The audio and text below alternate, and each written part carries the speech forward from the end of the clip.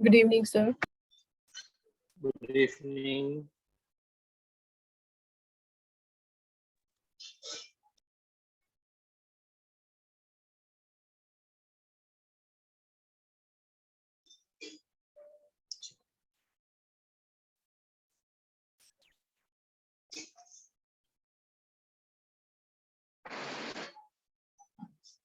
किती आहेत? 7.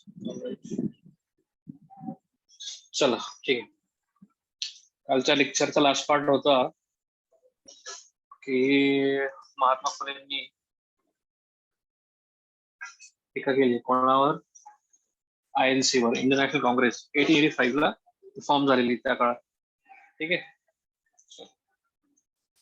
एक दोन गोष्टी आहेत ज्या INC शी रिलेटेड आहेत. ठीक आहे. त्यात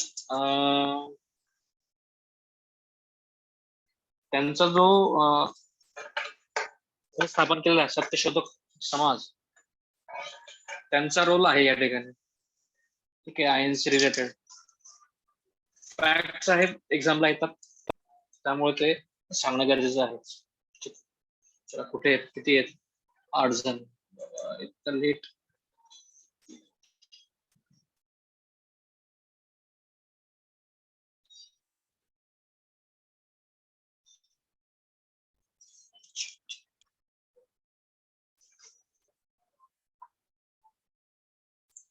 बुक्सची लिस्ट पाठवतात सगळी यांची. Sir, त्यांनी कोणते कोणते पुस्तकं लिहिलेले? Yes ma'am. can you please repeat in brief, just like for INC? I missed yesterday the last part. Sir,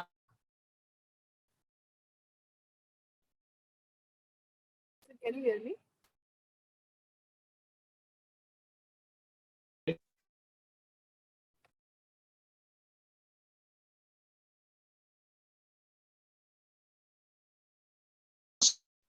sir तुमचा आवाज नाही येत आहे.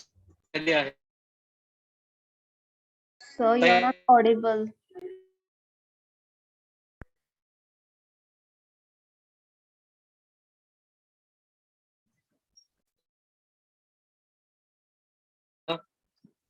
Anyone?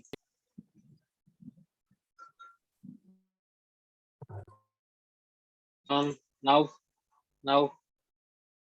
Anyone? Sir, voice break होतोय. आताही ब्रेक होतोय का व्हॉइस? काय असं का होतंय? आता क्लिअर आहे. Now it's clear. बरं बरं, ठीक आहे. कदाचित नेटवर्क इश्यू असू शकतो. सो ठीक आहे, काय हरकत नाही. तर एवढं फास्ट नेट का बघत नाही माझं? बापरे, मी एकदम फास्ट ट्रेन होतोय माझं. I don't know the reason. चल, असेल ते. तर लास्ट टॉपिक स्टॉप केलेला आहे, तिथून आपण सुरू करणार आहोत.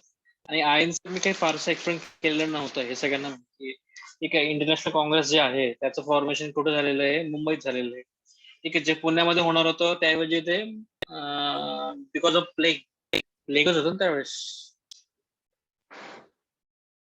कुठले 7 होती? प्लेगचे 7 नंतर आले, विसरून गेलो. बरं, एकच की बाबा पुण्यामध्ये होणार होतं, पण आजार आला, बहुतेक प्लेगचा आजार असू शकतो. ठीक आहे. तो आजार पसरला, त्यामुळे ती शिफ्ट करण्यात आलेली इथे मुंबईमध्ये. ठीक आहे. मुंबईत फॉर्मेशन झालं त्या ठिकाणी. चला, एवढे फॅक्ट्स आहेत. राहिलं काय मग? काही फॅक्च्युअल इन्फॉर्मेशन आहे जी तुम्हाला सांगायची आहेच. ठीक आहे. जसं तुम्हाला मी काल बोललो की INCचा मेन इश्यू काय होता, त्याच्यामध्ये कास्ट. ठीक आहे. त्यात कोणीही तत्कालीन त्या काळाचे लोअर कास्ट कोणीच नव्हतं. ठीक आहे. कोणी नसल्या कारणाने मग जेव्हा फुलेंनी त्याच्यावर टीका केलेली आहे प्रकारे. ठीक आहे. एक टीका अशी आहे, एक शब्द आहे, सॉरी एक सेंटेन्स आहे, फार मोठा आहे, एक्झामला याचे चान्सेस खूप जास्त आहेत. जसं तसं मी वाचतोय, ऐका. बघा, आर्य लोक, ठीक आहे, आर्य लोक म्हणजे हे जे आहेत सगळे ब्राह्मण वगैरे वगैरे बोलू आहे, अपर कास्टवाले जे ते त्यांना आर्य म्हणून संबोधले जातात. ठीक आहे, आर्य लोकांनी एकधर्मी अमेरिकन अथवा फ्रेंचांचे लटके सोंग घेऊन शेकडो नॅशनल काँग्रेस नवीन उपस्थित केल्या, तरी त्यांच्या नॅशनल काँग्रेसात समंजस असा शूद्रातिशूद्र कधीच सभासद होणार नाही, असे मी खात्रीने सांगतो. सेंटेन्स मोठा आहे, ठीक आहे. ऍक्च्युली हे मेन्सला यायचे चान्सेस खूप जास्त आहेत. फक्त एक लक्षात ठेवा, आर्य लोकांनी, फास्ट सांगतो तुम्हाला, आर्य लोकांनी एकधर्मी अमेरिकन व फ्रेंचांचे लटके सोंग, तुम्हाला वाटत असेल ना तर हे सेंटेन्स मी फोटो पाठवू शकतो, पण ते 2 पेजेसवर वेगवेगळे आहे, जाऊ दे. लटके सोंग घेऊन शेकडो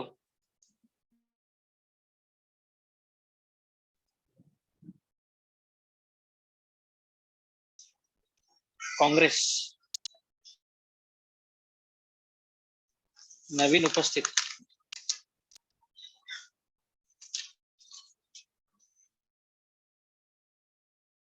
तरी त्यांच्या नॅशनल काँग्रेसात, थोडं मी तिरपल येतोय,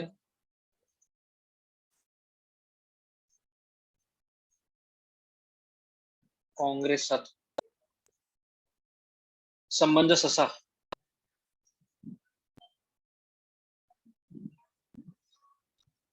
शूद्रातिशूद्र कधीच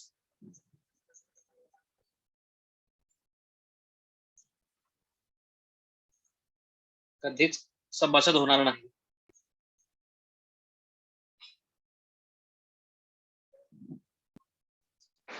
हे मी खात्रीने सांगतो, हे त्यांचं स्टेटमेंट आहे पूर्ण एवढं, ठीक आहे. हे यायचे चान्सेस असतात मेन्सला, ठीक आहे. पटकन स्क्रीनशॉट घेऊन घ्या, विषय सोडून द्या, खूप जास्त वेळ जाईल त्याच्यामध्ये, ठीक आहे. चल back to our main topic. चल, म्हणजे त्यांचं म्हणणं आहे की बाबा त्या सभेमध्ये लोअर कास्टचं एंट्रीच नाही, कारण की त्यांचे पॉप्युलेशन सगळ्यात जास्त आहे, ठीक आहे. अपर कास्टचे पॉप्युलेशन लिमिटेड आहे. तर अशा वेळी, अरे बाबा हे महात्मा फुलेंचं सेंटेन्स आहे, ठीक आहे. ज्यांना लक्षात नसेल आलं त्यांना सांगतोय, हे महात्मा फुलेंनी सांगितलंय. INC वर केली त्यांनी, त्यावेळेस त्यांनी सांगितलं की हे सगळे आर्य लोकांची संघटना आहे, ठीक आहे, अप्पर कास्टची संघटना आहे, ठीक आहे. शूद्र अतिशूद्र जे आहेत त्यांना एक स्थान नाहीये, फायदा नाही, ठीक आहे. चला, सर ते अमेरिकन व पुढे काय लिहिले? फ्रेंच कुठे आहे? फ्रेंचांचे लटके सोंग, लटके, हा लटके सोंग. आवाज येतोय ना? ठीक आहे. हो सर, कळालं, थँक्यू. मला असं वाटतं की तुम्ही जे पुस्तक घ्याल ना, त्या पुस्तकामध्ये सगळं दिलेलं आहे, स्टेटमेंट्स वगैरे सगळे. तर तुम्हाला पहिले पण बोललो होतो की पुस्तकं घ्या, ठीक आहे. काहींना अडचणी आहेत पुस्तकं घ्यायला, ती गोष्ट वेगळी. ज्यांना शक्य आहे त्यांनी प्लीज पुस्तकं पटकन घ्या आणि चांगले पुस्तकं घ्या, ठीक आहे. चल, त्यात अजून चला एक टॉपिक राहिलेला, तू अगोदर नंतर घेऊ, पहिला इकडचं बघून, ठीक आहे. चल, आता INC रिलेटेड गोष्ट सांगतो तुम्हाला एक.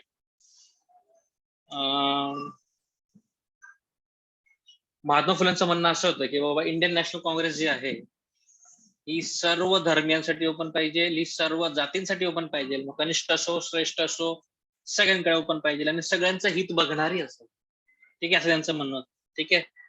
जोपर्यंत ती सगळ्यांसाठी नसेल तोपर्यंत तिला INC म्हणण्याचा अधिकार नाही किंवा राष्ट्रीय म्हणण्याचा अधिकार नाही, ठीक आहे. तिला राष्ट्रीयत्व आणायचं असेल तर त्यासाठी तिने, आवाज तर येत नाही तुमचा, हॅलो,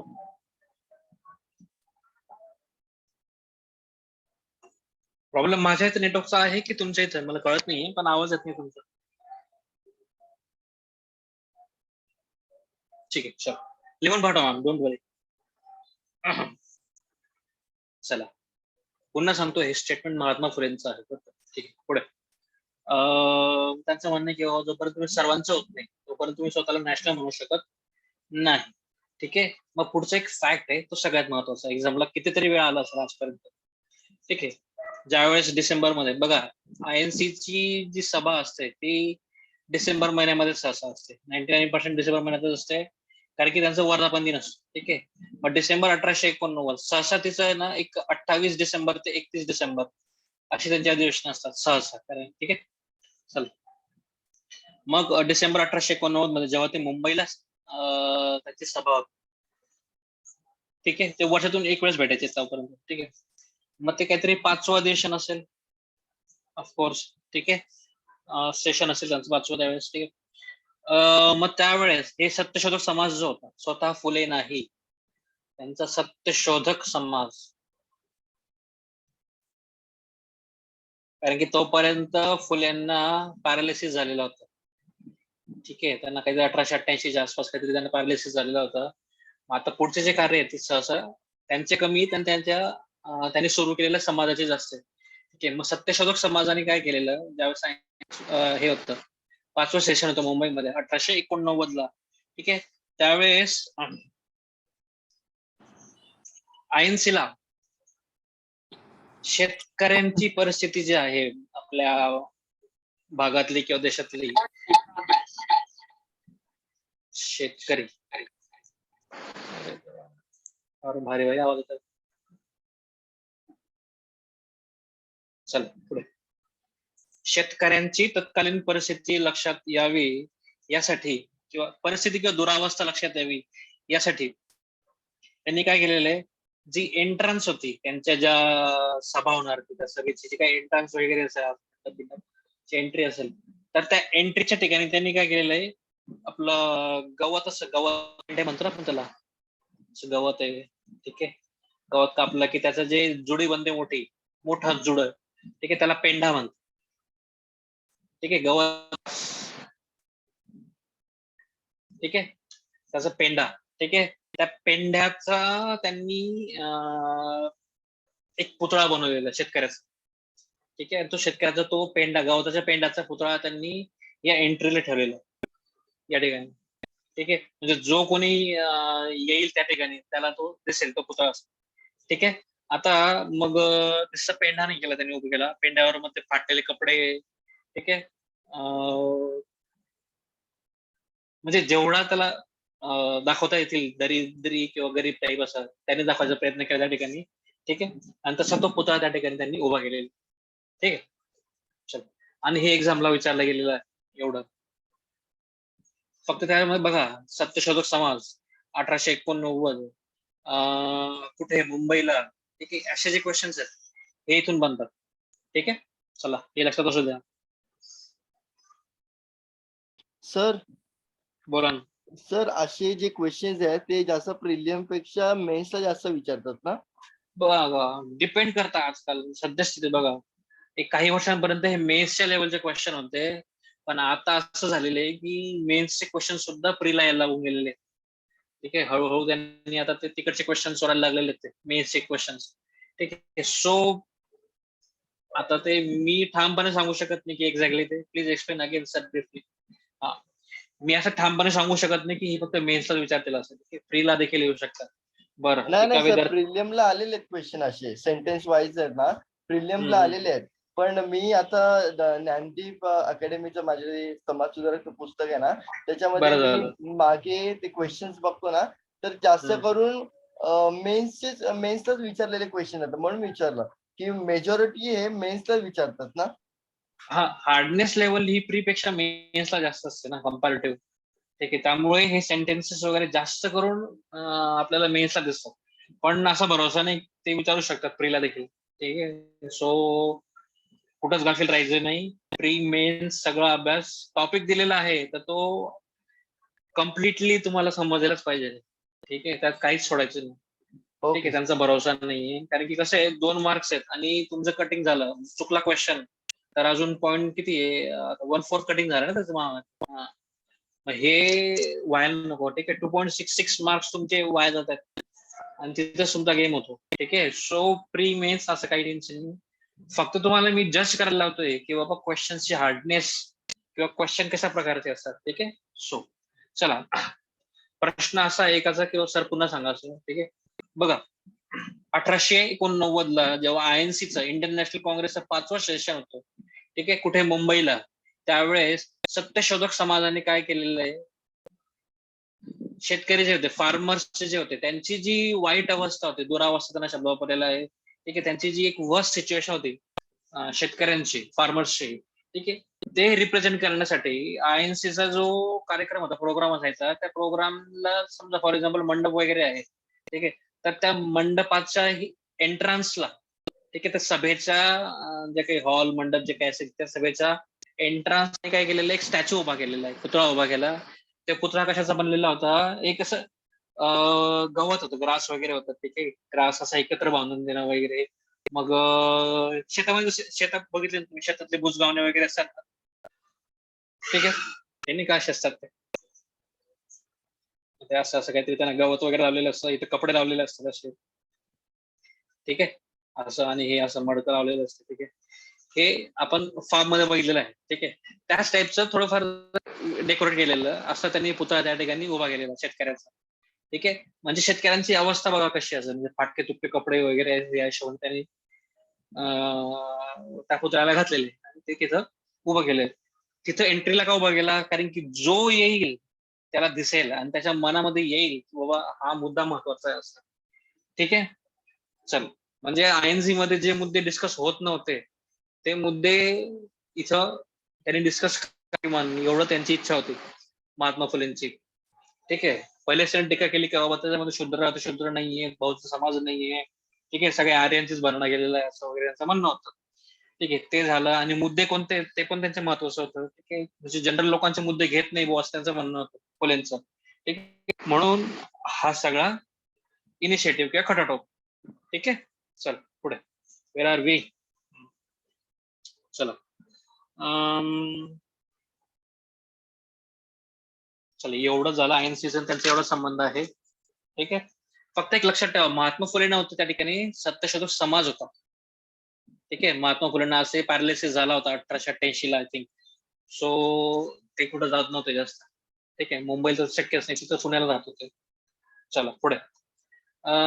जे लेबर क्लास होता, मजूर,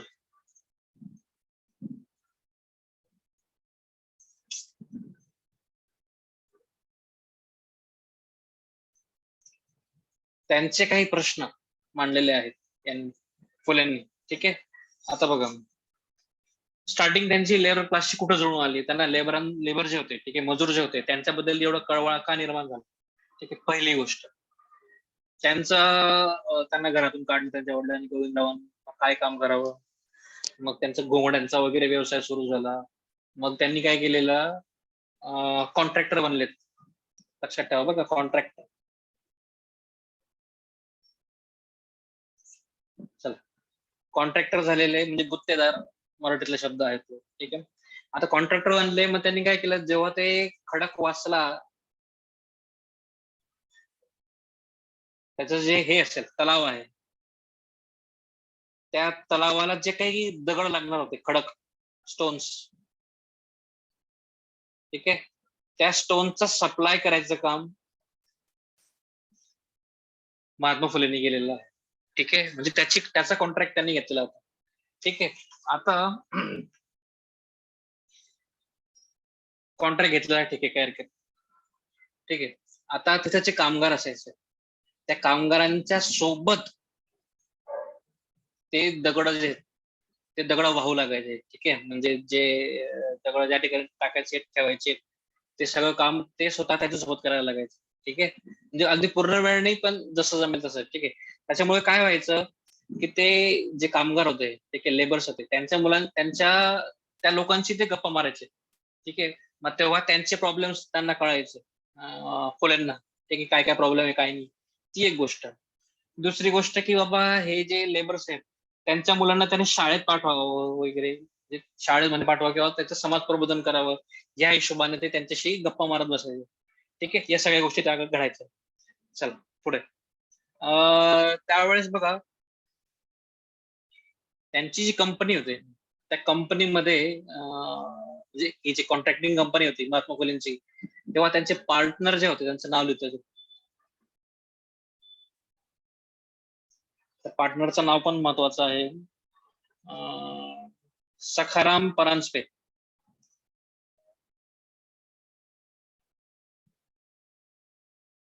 हे नाव आपल्याला ऑलरेडी गेलेलं आहे. ठीक आहे, चला आता महात्मा फुलेंचा पण एक मावशीचा मुलगा होता, मावस भाऊ, कझिन. ठीक आहे, ते पण हेच काम करायचं. ठीक आहे, नाही, मावस भावाचे चिरंजीव म्हणजे मावस भावाचा मुलगा. ठीक आहे, म्हणजे त्यांच्या भावाचा मुलगा, त्यांचा पुतण्या झाला एक प्रकारे. ठीक आहे, त्याचं नाव आहे कृष्णराव ससाणे.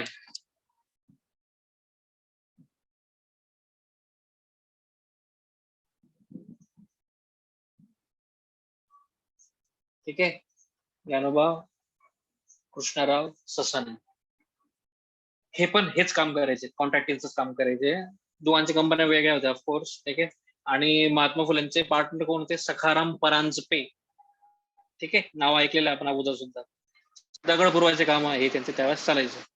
ठीक आहे, मग हे काम करायला 2-3 वर्ष गेले. त्यांना त्यावेळेस काम करायचे प्रॉब्लेम्स लक्षात आलेले आहेत. ठीक आहे, चला. आणि त्यांच्या मुलांना सांगायचे का तुम्ही शाळेत पाठवा आणि इतर काही गोष्टी असतील त्या सगळ्या गोष्टी त्यांनी प्रबोधन करण्याचा त्या ठिकाणी प्रयत्न केलेला होता लेबर क्लासला. ठीक आहे, दुसरं काम, याचं काम संपलं, खडकवासल्याचं काम संपलं. खडकवासल्याचं काम नंतर येरवड्याचा जो पूल होता, येरवड्याला जो पूल आहे, ब्रिज, तुम्ही पुण्यात गेले नाहीत ना अजून, जुना ब्रिज होतो. आता त्याच्याऐवजी आता नवीन ब्रिज बांधला गेला असेल ना. ठीक आहे, तो ब्रिज त्याच्या साईडला बांधलेला आहे. मग त्याचा जो जुना ब्रिज होता ना, त्या ब्रिजला ब्रिजचं जे काम होतं त्या कामात चुना लागायचा, तो चुना पोहोचवायचं काम, चुना पुरवायचं काम हे महात्मा फुलेंच्या कॉन्ट्रॅक्टिंग कंपनीने काम केलेलं. ठीक आहे, एवढं लक्षात ठेवा फक्त. मग आता एक गोष्ट लक्षात ठेवा, हे दोन्ही कामं त्यांना मिळाले कसले? कॉन्ट्रॅक्टिंगचे काम मिळाले म्हणजे तिथं कोणाशी संपर्क येतो? इंजिनियरशी संपर्क येतो. ठीक आहे, इंजिनियरशी संपर्क येतो म्हणजे काय? एक प्रकारे तिथल्या सरकारी खात्याशी संबंध येतो. ठीक आहे, मग ते सरकारी खातं, त्याच्यात काम करणारे इंजिनियर्स, तिथले कारकून, सगळ्यांशी संबंध येतो. बरोबर. आणि त्यांनी इतक्या वर्ष जे सगळं बघितलं, त्यांच्या लक्षात आलं की हे इंजिनियर लोक, हे कारकून लोक, हे प्रचंड पैसा कमवतात या कामांमध्ये. ठीक आहे, आणि ते काय करतात? कोणाच्या जीवावर कमवतात पैसे? हे जे लेबर क्लास आहे यांच्या जीवावर कमवतात. ठीक आहे, म्हणजे त्यांच्याकडनं अवास्तव काम करून घेणं. ठीक आहे, त्यांचं काम असेल त्याच्याशी जास्त काम करून घेणं. ते ऍबसेंट असेल तरी त्यांच्या खोट्या सह्या किंवा त्यांचे खोटे हजेऱ्या भरून त्यांच्या नावाने पैसे उकळून घेणं, हा प्रकार त्यांचा चालायचा. ठीक आहे, म्हणजे जे करप्शन चालतं ते करप्शन सगळं या ठिकाणी येतं. ठीक आहे, पूर्ण यांच्या कारभारात त्यांनी काय केलेलं आहे? हे करून घेतलं, आकलन करून घेतलं, समजून घेतलं. ठीक आहे, की बाबा इथं प्रॉब्लेम असा आहे. मग त्यासाठी त्यांनी काय केलं? पुढे एक पोवाडा लिहिला. ठीक आहे, पोवाडा एक पोएट्री असते मोठी, ते ज्यांना इंग्लिश कळत, सॉरी इंग्लिश वाल्यांना सांगतो, एक पोएट्री त्यांनी म्हणजे असं पोएम लिहिली एक प्रकारे. ठीक आहे, चलो. आता पोएम आणि पोवाडा मधला फरक मराठी मुलांना माहिती आहे थोडासा. एक गीत आहे, ठीक आहे, सॉन्ग टाईप थोडस. ठीक आहे, चला. एक पोवाडा लिहिलेला आहे. त्या पोवाड्यात त्यांनी काय केलेलं आहे काय सांगू तुम्हाला आता. चलो, हे जे कन्स्ट्रक्शन खातं आहे त्यातले इंजिनियर्स, ठीक आहे, इंजिनियर्स, टेक्निकल फील्ड वाले आणि जे कारकून आहेत ते कारकून, मग त्यात कारकून सहसा त्या काळात कोण असायचं? एक ब्राह्मण वर्ग असायचा. ठीक आहे, म्हणून त्यांनी त्यांच्या नावाने सगळं खडे फोडले त्या ठिकाणी. ठीक आहे, त्या पोवाड्यामध्ये किंवा ते असे ते तसे वगैरे म्हणून. ठीक आहे, पोवाडा लिहिणं म्हणजे काय, एक प्रकारे ते चार चौघात मांडणं. ठीक आहे, आणि ते कुठं प्रसिद्ध झालं असेल तर ते एक प्रकार काय झालेलं आहे की बाबा त्यांची इज्जत काढणं असा प्रकार झाला त्यावेळेस. ठीक आहे, चार चौघात अब्रू काढणं असं म्हणतो ना आपण. ठीक आहे, ते किंवा दुसरा शब्द आहे की काय म्हणतो आपण, हा ठीक आहे, चार चौकात इज्जत काढणं हा प्रकार जो असतो. ठीक आहे, अब्रू वेशीवर टांगणं एखाद्याची. ठीक आहे, ते म्हणतो ना आपण, ते म्हण आहे, सॉरी हे वाक्प्रचार आहे. ठीक आहे, तसं. ठीक आहे, एवढं एक त्यांचं आहे. त्याच्या पुढे काय आहे त्याच्याबद्दल काहीच नाही. ठीक, चला. आयएनसी पण झालंय, मजुरांचं पण झालं. मजुरांचं एक गोष्ट पुढे आपल्याला येणार आहे, कामगार चळवळीचं आहे ना. एक काम करू, कामगार चळवळ थोडीशी पुढे नेऊ आपण, सांगायची गरज नाही. पहिले इकडे संपून टाकू सगळं अगोदर. ठीक आहे, आयएनसी झालं, आयएनसीचं ते 5वं सेशन झालं. त्या ठिकाणी जे शेतकऱ्यांचा जो गवताचा पुतळा वगैरे होता ते पण झालं आहे. ठीक आहे, चल. आता एक सेंटेन्स येतं, जेव्हा म्हणजे कोणाबद्दल एक आयएनसीचा पार्ट संपला ना आपला, त्याच्याशी रिलेटेड थोडासा एक संबंध आहे पुढे, की जेव्हा शेतकरी व बहुजनांचा सहभाग नसलेल्या राष्ट्रीय सभेच्या अधिवेशने, त्यांची अधिवेशने दर तासाला जरी भरले, ठीक आहे, म्हणजे ज्याच्यामध्ये मेजर क्लास नाहीये. ठीक आहे, फक्त एक छोटा क्लास त्या ठिकाणी अवेलेबल आहे. छोटा म्हणजे संख्येने छोटा क्लास, ते आर्य किंवा ते ब्राह्मण वर्ग किंवा पुरोहित वर्ग किंवा उच्च वर्णीय वर्ग. ठीक आहे, त्यांचीच ती आयएनसी फॉर्मेशन झाली. ठीक आहे, मग त्याच्या जोपर्यंत शेतकरी किंवा बहुजन लोक येत नाही, मग अशा वेळेस त्या आयएनसीचे किंवा त्यांना इंटरनॅशनल काँग्रेसचे रोज आणि दर तासाला जरी त्यांचे सेशन भरले तरी सुद्धा त्यांचा काही उपयोग नाही, असं महात्मा फुलेंनी म्हटलेलं आहे. आणि त्यांना सपोर्ट केलेला कोणी आहे, कृष्णराव भालेकर या दोघांनी. ठीक आहे, महात्मा फुले, कृष्णराव भालेकर, हे सेंटेन्स, सॉरी हे नाव महत्वाचं आहे. ठीक आहे, चल पुढे. आता कुठे संपलं जागा.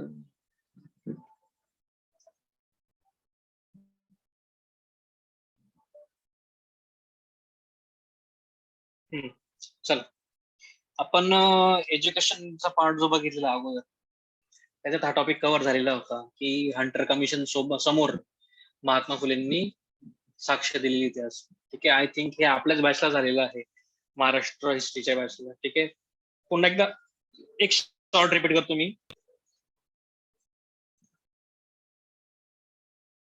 लॉर्ड रिपन जेव्हा होता, ठीक आहे, लॉर्ड रिपनच्या काळात काय झालेलं आहे, साधारण 82च्या काळात झालेला, 1882च्या आसपास.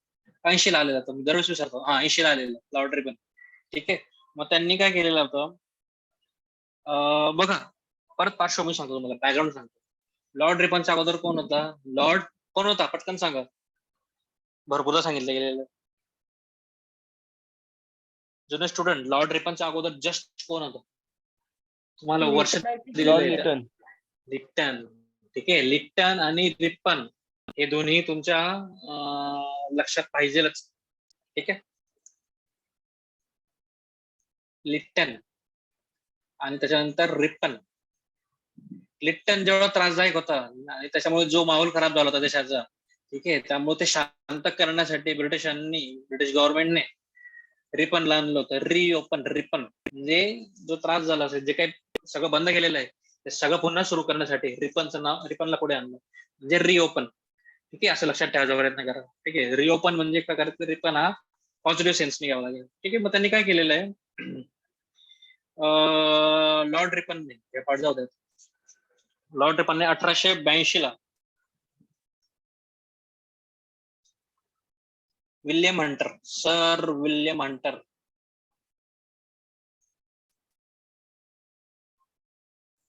म्हणजे हंटर कमिशन याची स्थापना केली. कशासाठी, एज्युकेशनल रिफॉर्मसाठी. ठीक आहे,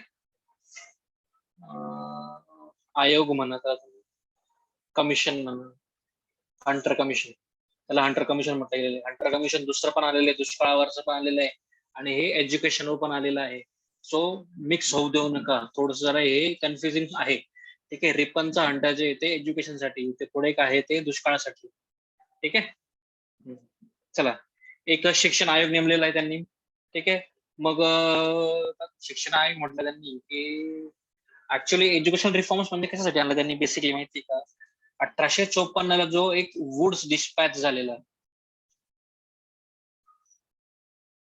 वुड्स डिस्पॅच पुन्हा सांगायची गरज नको, इंडियन एज्युकेशनचा मॅग्ना कार्टा आहे तो.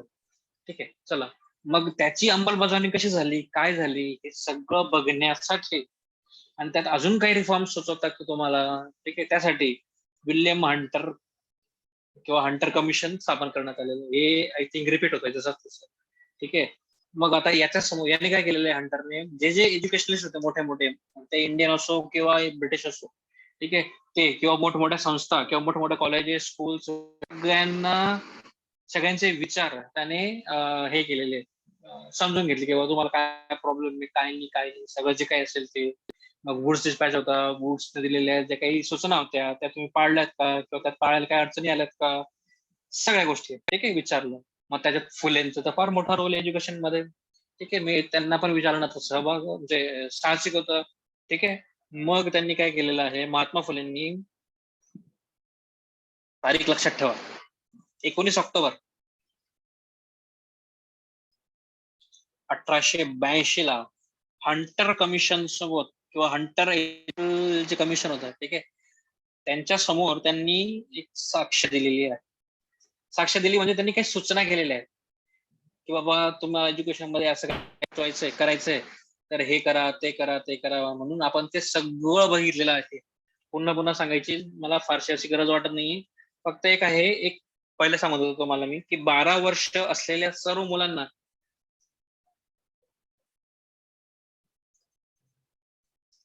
12 एज असलेल्या सर्व मुलांना प्रायमरी एज्युकेशन कंपल्सरी करा. आज प्रायमरी एज्युकेशनचं वय काय आहे, 6 पासून. ठीक आहे. प्री प्रायमरी जे आहे ते मग ते 3 ते 6 वाला प्री प्रायमरी आहे. 6 पासून पुढे प्रायमरी आपलं. ठीक आहे. पहिली दुसरी म्हणतो ना आपण, ते प्रायमरी. ठीक आहे. चला, त्या ठिकाणी त्यांचं काय म्हणत की 12 वर्षापासून जे कोणी असेल पुढे सगळ्यांना प्रायमरी एज्युकेशन कंपल्सरी करा. यावंच लागेल, पर्याय नाही या हिशोबाने. ठीक आहे. एवढा पॉईंट महत्वाचा आहे. बाकी मग सगळं सगळं सगळं सगळं सांगितलं गेलेलं आहे अगोदरच्या बॅच, सॉरी अगोदरच्या बॅच मध्ये नाही, अगोदरच्या काही लेक्चर्स मध्ये. ठीक आहे. बरं, पुन्हा वाचून देऊ का मी? जाऊ दे, चला पुढे वाचून टाकतो मी पटकन. बघा, जे आदिवासी जाती जमाती आहेत, ठीक आहे, त्यांनाही प्राधान्य द्या एज्युकेशन मध्ये. नंतर प्राथमिक शाळांची संख्या वाढवा. प्राथमिक शाळांना प्रांतिक सरकारने भरपूर अनुदाने द्या. ठीक आहे. ग्रँट्स वगैरे देण्यात त्यासाठी त्यांनी सांगितलेलं आहे. ठीक आहे. नंतर प्रायमरी एज्युकेशनचा जो खर्च आहे किंवा प्रायमरी शाळा ज्या आहेत त्यांचा सगळा खर्च कोणी, जबाबदारी कोणी उचलावी, रिस्पॉन्सिबिलिटी कोणी घ्यायची, नगरपालिकेने. ठीक आहे. नगरपालिका ज्या आहेत त्यांनी याची रिस्पॉन्सिबिलिटी घ्यावी, त्यांचं म्हणणं. ठीक आहे. नंतर पूर्ण मग ते प्रायव्हेट असो की गव्हर्नमेंटचा असो, त्या ज्या प्राथमिक शाळा असतील त्यांचा जे काही मॅनेजमेंट असेल किंवा कारभार असेल त्याच्यावर टोटली कंट्रोल कोणाचा असेल पाहिजे, एज्युकेशनल डिपार्टमेंटचा कंट्रोल असेल पाहिजे, त्यांचं म्हणणं होतं. ओके. म्हणजे प्रायमरी एज्युकेशनला टोटली एज्युकेशन डिपार्टमेंटच्या अंडर आणावं त्यांचं म्हणणं. ठीक आहे. म्हणजे गव्हर्नमेंटचे रूल्स अँड रेग्युलेशन पूर्ण त्याला लागू करा त्यांचं म्हणणं. ठीक आहे. प्रायमरी टीचर्स जे असतील त्यांना पण प्रॉपर ट्रेनिंग दिलं जावं हे त्यांचं म्हणणं. आणि असे बरेचसे त्यांनी सांगितले होते, आपण त्यावेळेस बघितलेले आहे. ठीक आहे. चला पुढे. आता हंटर कमिशनने त्यांचा मान ठेवला की बाबा या सांगा तुमचं काय सूचना आहेत, काय हरकत. पण हंटर कमिशनने यांचं ऐकलं का? नाही ऐकलं. ठीक आहे. त्यातल्या काही गोष्टी झाल्यावर नसेल, त्यांना ज्या हव्या असतील महात्मा फुलेंना त्या काही हंटर कमिशन ऐकलं नाही. ठीक आहे. मग महात्मा फुलेंना ते काही फारसं असं रुचलं नाही की बाबा काय एवढं सगळं चांगलं चांगलं सांगून पण त्यांनी काही त्यांचं मनातच करतात बॉस.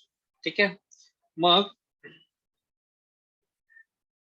ज्या वेळेस आता त्यांना 88 लाच त्यांना पॅरालिसिस झाला. ठीक आहे. पॅरालिसिस झाला. मग त्यांनी काय केलेलं, एक पुस्तकाचं नाव तुम्हाला सांगतो परत. ठीक आहे. जेव्हा त्यांना पॅरालिसिस झालेला त्यावेळेस त्यांचं राईट हँड जो होता, त्यांचा लिहायचा जो हँड होता किंवा ती साईड जी होती पूर्ण उजवी बाजू, उजवा हात, उजवा पाय, जे काही असेल ते सगळं ते पॅरालिसिस मध्ये त्यांचं हे झालेलं, काय म्हणून त्याला आपण, बधीर झालेलं, ते काम करत नव्हतं, उजवा हात उजवा पाय. ठीक आहे. मग निकामी त्यावेळेस काय म्हणताय? निकामी झाले होते ना, निकामी. I can't hear you, sorry. Yes, बरं ठीक आहे. चला, तुमचा जो काही प्रॉब्लेम असेल लिहून पाठवा, नो इश्यू आहे आपण. ठीक आहे. आता 1888 ची गोष्ट सांगतो तुम्हाला, मग याच्यावर परत येतो. त्याच्याशी काय रिलेशन आहे हंटर कमिशनच्या याच्यावर. 1888 ला जेव्हा त्यांना पॅरालिसिस झाला, अर्धांग वायू झाला, ठीक आहे, तेव्हा त्यांची उजवी बाजू, डावी नाही उजवी, राईट हँड साइड, ठीक आहे, ती उजवी बाजू पूर्ण त्यांचे हातपाय काम करणं बंद झाले. ठीक आहे. पॅरालिसिसचा माहिती अर्थ काय असतो ते. ठीक आहे. मग आता पुन्हा डिटेल सांगतो. त्यांच्यावर उपचार केले कोणी? उपचार करणाऱ्या डॉक्टरचं नाव श्रीराम घोले. श्रीराम रामजी, सॉरी श्रीराम नाही, मग त्याला विश्राम, विश्राम रामजी घोले या डॉक्टरने त्यांच्यावर उपचार केलेले आहेत. बऱ्यापैकी ते थोडेसे म्हणजे झालेही असेल व्यवस्थित. ठीक आहे. पण त्यांना विकनेस खूप, ठीक आहे, त्या विकनेस मध्ये त्यांना लिहिता येणं शक्य नव्हतं उजव्या हाताने, म्हणून त्यांनी काय केलंय, त्यांच्या लेफ्ट हँडने. बरं, काय क्वेश्चन? उजवी बाजू निकामी झाली होती. हो, उजवी बाजूच म्हणताय, जो हात जो पाय पूर्ण निकामी झाला, राईट. ठीक आहे. लेफ्ट हँडने त्यांनी एक पुस्तक लिहायचा प्रयत्न केलेला, रायटिंग. ठीक आहे, लक्षात ठेवा. आणि ती एक साधारण 1889 ला त्यांनी लिहायला सुरुवात केलेली आहे. ठीक आहे. त्यांना हेल्प करणाऱ्याचं नाव इथं दिलेलं नाही, एका पुस्तकात दिलेलं आहे, सांगेल तुम्हाला. त्यांना अजून कोणी हेल्प केलेली त्यांना. ठीक आहे, जे असेल. त्यांनी हे पुस्तक डाव्या हाताने लिहिलेलं आहे. विचार करा, एक्झाम मध्ये येतं, सगळं येतं, हे स्टार करा डायरेक्ट सगळ्या गोष्टी. हे जे सांगतो ना मी, सगळं फॅक्ट्स येतात एक्झाम मध्ये. ठीक आहे. त्यांनी लेफ्ट हँडने लिहायचा प्रयत्न केलेला आहे आणि लिहिलेला पण आहे. त्या पुस्तकाचं नाव आहे सार्वजनिक सत्यधर्म.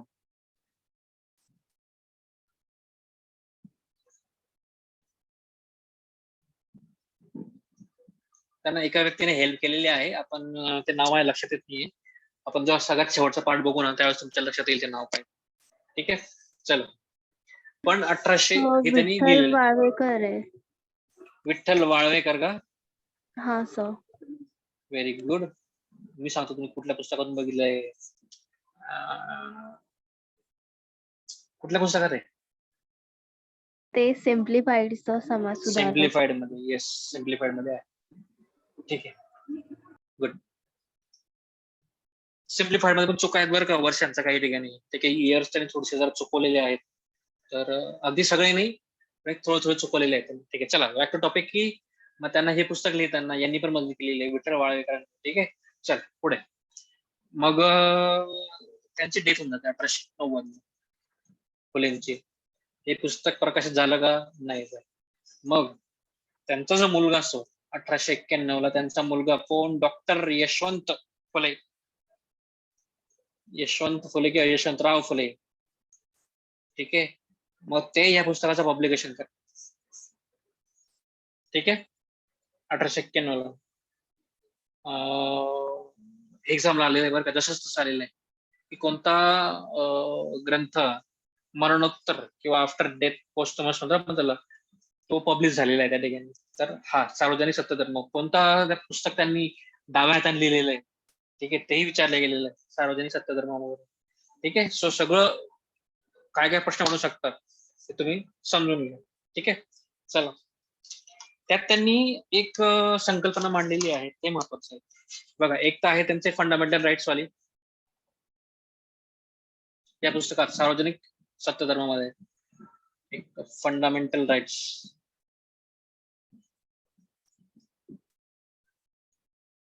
ठीक आहे.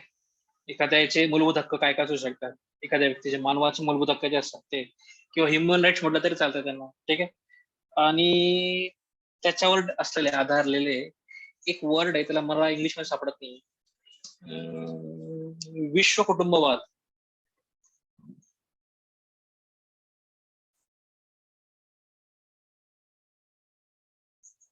ही संकल्पना त्यांनी मांडलेली त्या ठिकाणी. म्हणजे सगळं जगच आपलं एक फॅमिली आहे असं. ठीक आहे, whole world is our family या टाईपचं एक वर्ल्ड आहे त्याला.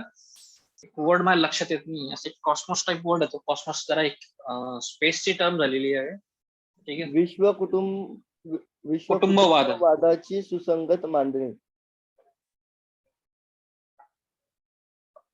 हे नाही म्हणत आहे मी, त्याला इंग्लिश मध्ये काय म्हणतात. आता तुम्ही त्याला असं फोडू हे करू नका, विग्रह करू नका की विश्व कुटुंब आणि वाद वगैरे. एक यालाच एक पूर्ण एक वर्ड आहे. ठीक आहे, इंग्लिश मध्ये माझ्या लक्षात येत नाही. चल, याची त्यांनी एक संकल्पना मांडलेली, एवढंच सांगतो, दुसरं काहीच नाही. ठीक आहे, चला. आणि त्याच्यासाठी त्यांनी काहीतरी 33 रूल्स सांगितलेले, एवढं लक्षात ठेवा. चल, विश्व कुटुंब असावं, सगळ्या जणांनी या पद्धतीने विचार करावा. आपली फॅमिली आहे, सगळ्या जगात जो कोणी असेल तो आपला फॅमिली सारखाच आहे, असं त्यांचा विचार होता. ठीक आहे, आणि त्याच्याकरता त्यांनी काही नियम सांगितले, कसं वागावं माणसाने. ठीक आहे, स्वतःचे एक बिहेवियर कसं असावं. ठीक आहे, त्याच्याकरता त्यांनी 33 काहीतरी रूल्स सांगितलेले आहेत, एवढं लक्षात ठेवा. ते रूल्स काय आहेत, कसे आहेत, एक्झाम मध्ये येत नाही, डोंट वरी. ठीक आहे, चल. आता या पुस्तकाचं रिलेशन मी काय सांगतो तुम्हाला, की बाबा आता एकदम सडनली कसं काय आणलं. तर हे जे हंटर कमिशन होतं एज्युकेशन साठी, त्यांनी काय ऐकलं नाही. काय आहे ते, the word is on family, but एक सिंगल वर्ड आहे त्याला. ठीक आहे, विश्व कुटुंबवादाला एक सिंगल वर्ड यूज केला इंग्लिश मध्ये. ठीक आहे, तो वर्ड आठवत नाही मला. बाकी आपण एक वर्ड टू वर्ड आपण ट्रान्सलेट करू शकतो, नो इश्यू. ठीक आहे, चल. हंटर कमिशन यांचं काय ऐकलं नाही. मग हे थोडे नाराज झाले. ठीक आहे, मग त्यांनी जेव्हा नेक्स्ट पुस्तक काढलं, त्यांचं पुस्तकाचं नाव होतं, कुठे गेलं, सार्वजनिक सत्यधर्म, हे जे पुस्तक होतं, त्यांनी पुस्तक काढलं. त्या पुस्तकात त्यांनी याच्या विरुद्ध नाराजी दाखवलेली आहे, हंटर कमिशनच्या अगेन्स्ट. ठीक आहे, त्याच्यात त्यांनी म्हटलंय की हिंदूतील ब्राह्मण खेरीज कडून, जरा एक सेकंड ना, मला ते शब्द हे वाचता येत नाही व्यवस्थित. हिंदूतील आर्य ब्राह्मण खेरीज कडून शूद्रातिशूद्र, भिल्ल, कोळी वगैरे लोकांविषयी बिलकुल ज्ञान नाही, म्हणून ते तसा वाचाळपणा करीत आहेत. कोणाला म्हटले ते, हंटर कमिशनला. ठीक आहे, ते असं म्हणताय की बाबा हंटर कमिशनला एक लिमिटेड वर्गाचीच इन्फॉर्मेशन आहे, त्यांना जे उच्चवर्णीय सोडले तर बाकीच्यांबद्दल काही माहिती नाही. ठीक आहे, त्यामुळे त्यांच्याशी बिलकुल ज्ञान नाहीये, त्यामुळे ते असं वाचाळपणा करतात. हंटर कमिशनला म्हणताय ते तुम्ही असं वाचाळपणा करतात, कशामुळे की तुम्हाला एक लिमिटेड लोकांबद्दल इन्फॉर्मेशन. ओके, आणि त्यातल्या त्यांनी काय लिमिटेड लोक म्हणजे कोण, आर्य ब्राह्मण, बस एवढंच त्यांनी सांगितलं. ठीक आहे, चल.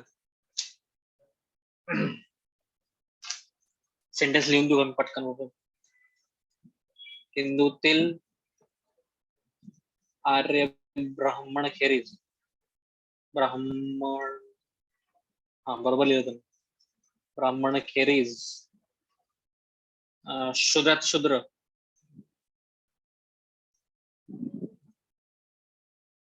भिल्ल, काय म्हणताय, विश्व कुटुंबवाद, द वर्ल्ड,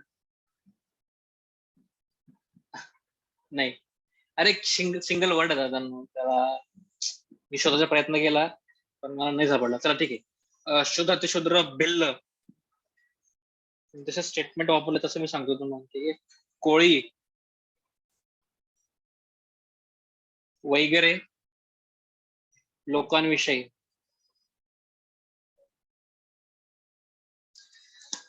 बिलकुल ज्ञान नाही. कोणाला, हंटरला.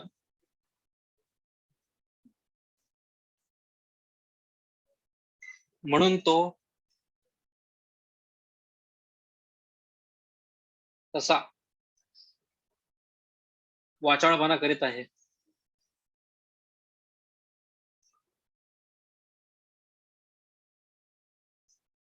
चल, महात्मा फुलेंचं एवढं फॅक्च्युअल इन्फॉर्मेशन आहे की 2-2 लेक्चर होऊन सुद्धा ते संपत नाही. काय सांग? ठीक आहे, चल, हे स्टेटमेंट आहे कोणाच्या अगेन्स्ट? हंटरच्या अगेन्स्ट. ठीक आहे, चलो, हे झालं. आता हे कुठल्या पुस्तकात आहे? सार्वजनिक सत्यधर्मामध्ये दिलेलं आहे. सो लिंक लक्षात ठेवायची. ठीक आहे, आता एज्युकेशनचा पार्ट चालू आहे ना. तर मॅकॉलेचा एक हे होतं, थेअरी होती एज्युकेशनची, झिरपता सिद्धांत, trickle down theory. I think Macaulay का मॅकॉले काहीतरी, मॅकॉले असं काहीतरी आहे ते. ठीक आहे, मॅकॉलेची ट्रिकल डाऊन थेअरी.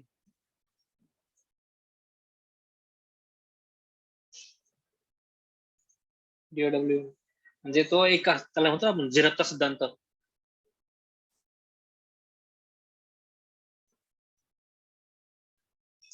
कशाबद्दल? एज्युकेशन बद्दल, म्हणजे शिकवण्याबद्दल, की बाबा लिटरसी कशी असावी लोकांमध्ये, कोणामध्ये असावी, आणि जे काही शिकवणं झालंय ब्रिटिशांकडून, ठीक आहे, ते पहिले कोणाला शिकवावं, नंतर कोणाला शिकवायचं. ठीक आहे, त्या रिलेटेड. आता बघा, मॅकॉलची ट्रिकल डाऊन थेअरी अशी होती, मॅकॉलेज आय थिंक, बरं का, 99% शुअर आहे मॅकॉलेज. असं जर काही चुकत असेल तर प्लीज सांगा पटकन. तर ट्रिकल डाऊन थेअरी त्यात सांगितलं असं आहे की बाबा पहिल्यांदा ब्रिटिशांनी कोणाला शिकवावं? जे अप्पर क्लास आहे त्यांना. ठीक आहे, मग अप्पर क्लास जे ते लोअर क्लासला वगैरे नंतर शिकवतील. ठीक आहे, जे काही नवीन आणायचं आहे कुठली गोष्ट, ती पहिले अप्पर क्लासला टीच करायची, शिकवायची, आणि मग ते लोअर क्लासला शिकवतील त्यांच्या पद्धतीनुसार. ठीक आहे, असं त्यांचं म्हणणं. ट्रिकल डाऊन थेअरी, वरून खाली आहे असं. ठीक आहे, पण त्यावेळेस अप्पर क्लासला लोअर क्लासची काही घेणं नव्हतं. ठीक आहे, ते लोअर क्लासला ते त्यांना शिकवायचंच नव्हतं. पहिली गोष्ट, अप्पर क्लासला त्यांच्याकडे सगळं नॉलेज ठेवायचं होतं. त्यामुळे ती थेअरी किती डेंजरस होती किंवा किती ती फेल जाणार होती हे सगळ्यांना माहिती. ठीक आहे, वरिष्ठ वर्ग जो होता तो कनिष्ठ वर्गासाठी उदासीन होता, त्यामुळे ते एक प्रकारे सरकारही उदासीन आहे हे त्या ठिकाणी महात्मा फुलेंचं म्हणणं होतं. ठीक आहे, चला, त्यांचं असंही एक कन्क्लुजन होतं ब्रिटिश गव्हर्नमेंटचं की बाबा हे त्या प्रकारे परवडण्यासारखंच होतं आर्थिकदृष्ट्या सुद्धा, सगळ्या अँगलने त्यांना एक फेवरेबल होतं. ठीक आहे, पण लोअर क्लाससाठी हे अजिबात योग्य नव्हतं. लोअर क्लासला हे एक प्रकारे एज्युकेशन मिळण्याचे चान्सेस खूप कमी होते. ठीक आहे, त्याच्यात प्रायमरी एज्युकेशन मिळणं तर अवघडच होतं. त्यामुळे ते BA, MA किंवा वरचा क्लास अभ्यास करणं, बाहेर जाऊन शिकणं हे तर जवळजवळ इम्पॉसिबल. ठीक आहे, त्यामुळे महात्मा फुलेंनी सगळ्यात पहिले या मॅकॉलेच्या ट्रिकल डाऊन किंवा झिरपण्याचा सिद्धांत आहे त्याला पूर्णपणे विरोध केला आहे. महत्वाचं आहे, एक्झाम मध्ये सगळं येऊन गेलेलं आहे. ठीक आहे, विचारून काय विचारतील ते बारीक बारीक बारीक बारीक विचारायला लागले. ठीक आहे, चला, महात्मा फुलेंनी शिक्षणाला काय म्हटलेले आहे? एकदम क्लास स्टेटमेंट आहे एक्झाम मध्ये येण्यासारखं. महात्मा फुलेंनी शिक्षणाला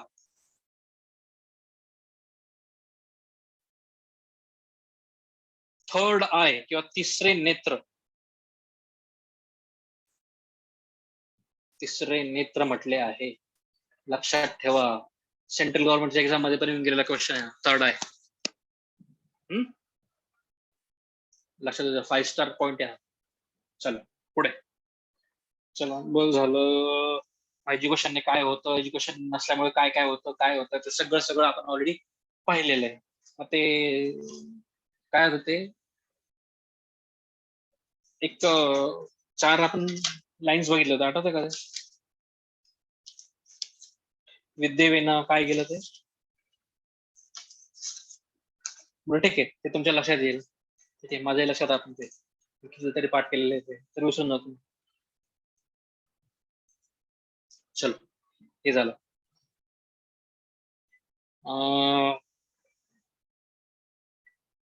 आता हिस्टॉरिकल काही गोष्टी बघितल्या आपण एज्युकेशन बद्दलच्या. सगळ्यांना हे माहिती आहे की 1813 पर्यंत तर ब्रिटिश गव्हर्नमेंट काहीच करत नव्हते एज्युकेशन डिपार्टमेंटला, कारण की ते एक कंपनी बाहेर आलेली होती. ती कंपनी फक्त हळूहळू त्यांची सत्ता स्थापन करत होती. ठीक आहे, त्यामुळे त्यांना इतरांचं एज्युकेशन काही घेणं नव्हतं. ठीक आहे, त्यांना फक्त छोटं मोठं काहीतरी कारकून तयार करायचे असायचे, त्याच्यावर त्यांच्या पद्धतीने ते करून घेतलं. ठीक आहे, मग त्यांना थोडीशी जाणीव व्हायला लागली की आपला कारभार मोठा होतोय, तर आता आपण हळूहळू एज्युकेशन साठी काम करायला पाहिजे. आणि एज्युकेशन म्हणजे कसं, तर ते फक्त स्वतःला फेवरेबल असेल या पद्धतीचं एज्युकेशन आपल्याला सुरुवातीला त्यांना द्यायचंय. ठीक आहे. आणि ब्राऊन इंग्लिश पण त्यांना तयार करायचे वगैरे वगैरे, हे स्टेटमेंट मी अगोदर तुम्हाला सांगितलेलं. ठीक आहे. मग 1813च्या ऍक्ट नुसार, चार्टर ऍक्ट नुसार काहीतरी एज्युकेशन डिपार्टमेंट किती 1,00,000 रुपये वगैरे खर्च करेल दरवर्षी, हे होतं. हे स्टेटमेंट किंवा हा पॉईंट खूप वेळा येऊन गेला एक्झाम मध्ये. ठीक आहे. चला, असं बरंच काही घडलं होतं. चला, मग तिथून मग पैसे द्यायला सुरुवात झालेली होती, हे आपल्याला माहिती आहे. ठीक आहे. त्यानंतर मग दक्षिणा फंड वगैरे सुद्धा आलेला आहे याच्या काळामध्ये, एल्फिन्स्टनच्या काळामध्ये. ठीक आहे. त्यामुळे ते लिंकिंग थोडीशी जरा आहे ना, विसरू नका. ते पुन्हा पुन्हा पुन्हा.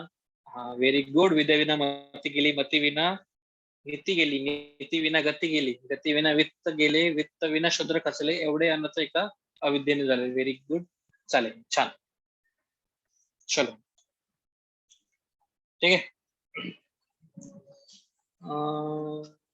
चलो चलो चलो, आता सांगण्यासारखं अजून बरंच कमी कमी होत जाते आता.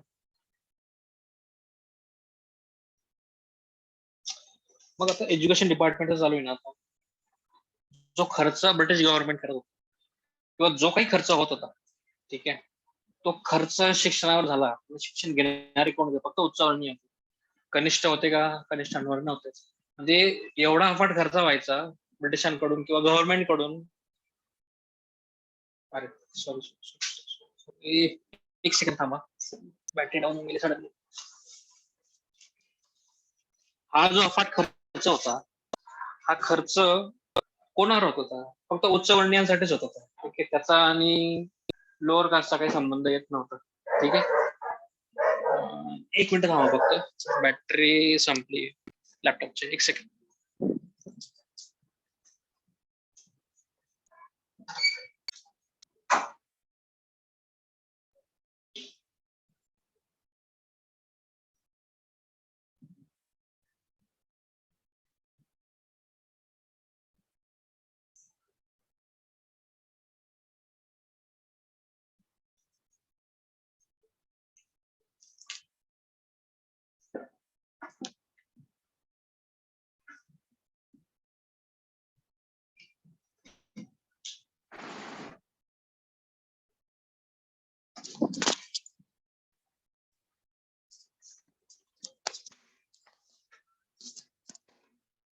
चला, हा जो होणारा खर्च आहे हा सगळा उच्चवर्णीयांसाठी. ठीक आहे. चला, ठीक आहे, काय हरकत नाही. पण हा खर्च करत असताना त्या खर्चासाठी जे पैसे यायचे, ते पैसे कुठून यायचे?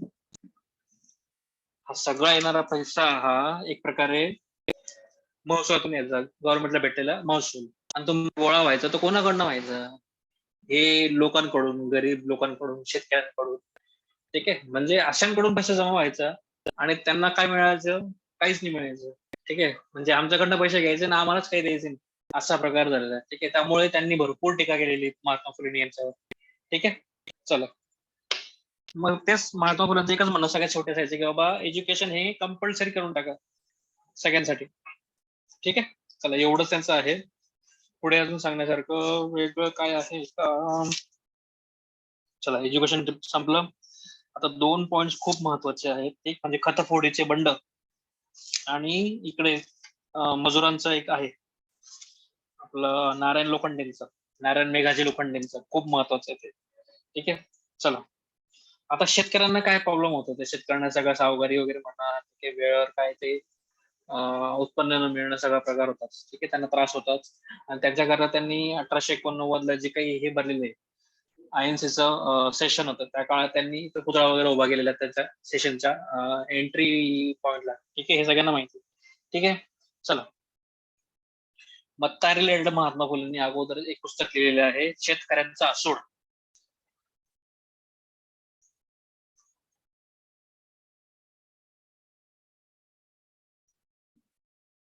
ठीक आहे. चला, सगळ्या पुस्तकांची लिस्ट मी व्यवस्थित सांगते तुम्हाला. थांबा थोडस. ठीक आहे. आज सगळं फुलेंचं काहीच ठेवायचं नाही, सगळं संपवायचं आपल्याला. आणि जमलं तर सावित्रीबाई फुलेंचं पण सगळं संपवून टाकू. एक 10 मिनिटाचं काम आहे ते संपणार. ठीक आहे. चला, शेतकऱ्यांचा असूड केले. ठीक आहे. चला, महात्मा फुलेंनी हे पण सांगितलं होतं की शेतकऱ्यांसाठी कॉलेजेस ओपन करा, शाळा ओपन करा, ठीक आहे, त्यांच्याकरता हॉस्टेल्स ओपन करा, ठीक आहे, त्यांचं म्हणणं आहे त्यांना एज्युकेशन कंपल्सरी करा, ठीक आहे. चला, त्यांना शिक्षण घेण्यासाठी प्रोत्साहन द्या, एवढं त्यांचं म्हणणं होतं. कारण की सगळ्यात मोठा वर्ग कोणता होता? शेतकरी वर्गच होता, ठीक आहे. म्हणजे कितीतरी पर्सेंट म्हणजे 50-55% आजही शेतीवर डिपेंड असलेला क्लास आपल्याकडे आहे, ठीक आहे. त्या काळात जवळजवळ सगळे शेतकरीच होते, ठीक आहे, 5-6% सोडले तर, ठीक आहे. चला, मग शेतकऱ्यांचे वेगळे प्रॉब्लेम, कर्जबारीपणा, सावकारी, या सगळ्या गोष्टींमुळे ते शेतकऱ्यांची पूर्ण एक प्रकारे वाट लागलेली होती, ठीक आहे. मग त्यांनी काय केलेलं आहे, शेतकऱ्यांना जो त्रास होत होता, शेतकऱ्यांवर जो अन्याय होत होता, ठीक आहे, त्या इनजस्टिस वगैरे म्हणून त्याला आपण, इनजस्टिस कोणाकडनं व्हायचं असतं? सावकारांकडून, गव्हर्नमेंटचे ते टॅक्स कलेक्शन कडून, ठीक आहे. मग त्या रिलेटेड त्यांनी काय केलेलं आहे, एका वर्तमानपत्रात, न्यूजपेपर मध्ये, त्याचं नाव होतं दीनबंधू. दीनबंधू कोणाचं आहे पटकन सांगायचं, ठीक आहे. दीनबंधू या वर्तमानपत्रात त्यांनी काय केलेलं, लेख लिहिले. कृष्णराव भालेकर. कृष्णराव भालेकर. ओके. कारण की ऍक्च्युअली मी पण विसरून जातो, ठीक आहे, मला ते रिवाइज करावं लागतं प्रत्येक वेळी, ठीक आहे. आय थिंक बरोबर आहे. चलो पुढे. या वर्तमानपत्रात त्यांनी लिखाण केलेलं, ठीक आहे. आता त्याच वेळेस काय झालेलं, साधारण 1876-77ची गोष्ट आहे, म्हणजे एक 75 पासून हा इशू होता ऍक्च्युअली, आणि त्यातल्या त्यात खूप मोठा दुष्काळ पडलेला, ठीक आहे. फमाईन वगैरे त्या काळात आलेले आणि फार मोठा दुष्काळ त्या काळात होते, ठीक आहे. त्यामुळे शेतकऱ्यांचे हाल प्रचंड झालेले, ठीक आहे. मग त्या रिलेटेड महात्मा फुलेंनी काय केलेलं आहे माहिती का, पूर्ण महाराष्ट्रभर चळवळ केली, तयार केली. शेतकऱ्यांचे जे हाल आहेत त्यांच्या थोडंफार त्यांना एक काहीतरी सुधारणा व्हावी त्यांच्या हालांमध्ये, ठीक आहे. त्याकरता त्यांनी शक्य तेवढा एरियामध्ये त्यांनी चळवळ ओपन केलेली आहे, ठीक आहे. महत्वाची गोष्ट आहे. आणि या चळवळीलाच, ठीक आहे, या चळवळीलाच एक शब्द वापरला गेलेला आहे, खतफोडीचे बंड.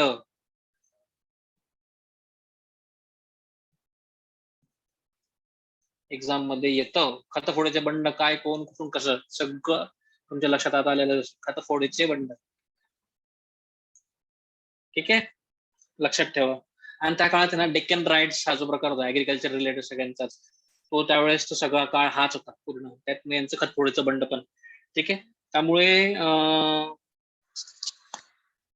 पुढे जाऊन याच्यावर एक ऍक्ट वगैरे पण आलेला आहे, डेक्कन ऍग्रिकल्चर ऍक्ट होऊन आलेला आहे, तो पण तुम्हाला सांगेल, ठीक आहे. चल पुढे.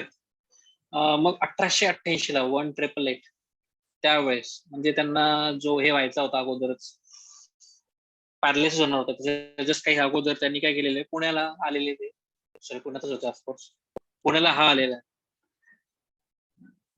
इंग्लंडचा ड्यूक ऑफ कॅनॉट,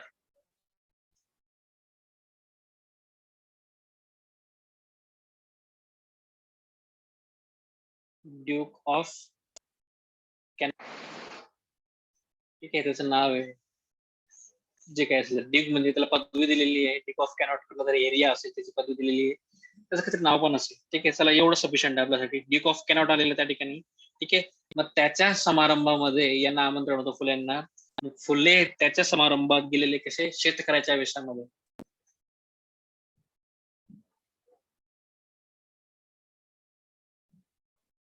ठीक आहे. हे लक्षात ठेवा, एक्झाम मध्ये 100% विचारण्याचे चान्सेस असतात आणि विचारलं गेलेलं आहे ऑलरेडी, ठीक आहे.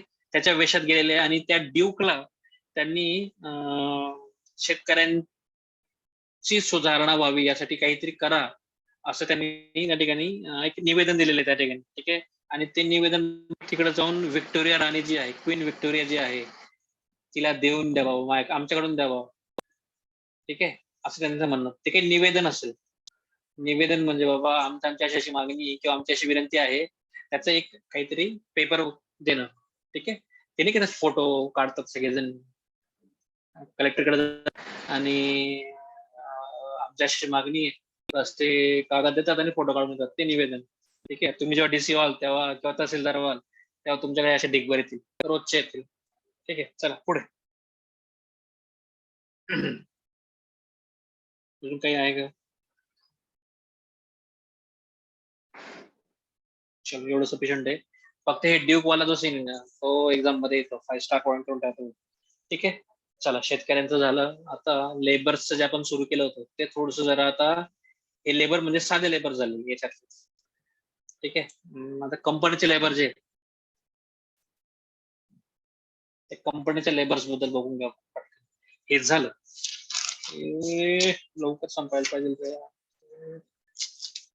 ऐका नाही किती आहे. हा संपेल आता 2-5 मिनिटात संपेल. मग आपण फॅक्च्युअल साठी एक पेज आहे माझ्याकडे, ते पेज आपण पुन्हा बघू एकदा. ठीक आहे. चळवळीसाठी जेव्हा ते त्यांचं जाणं येणं असायचं मुंबईला वगैरे, तेव्हा त्यांचा सहकारी होता एक नारायण मेघाचे लोखंडे.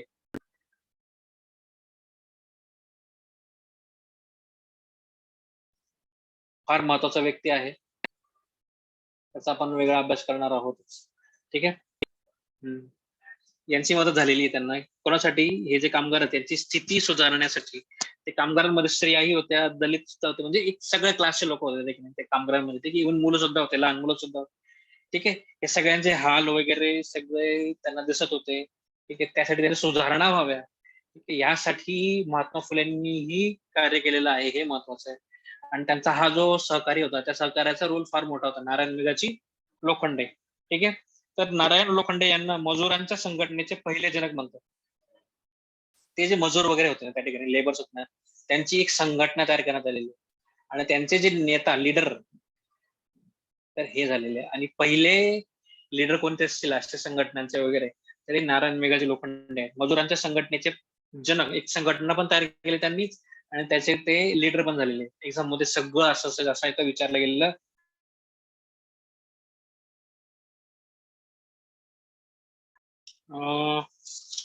काय सांगा तुम्हाला. 1880 ला 1880 ला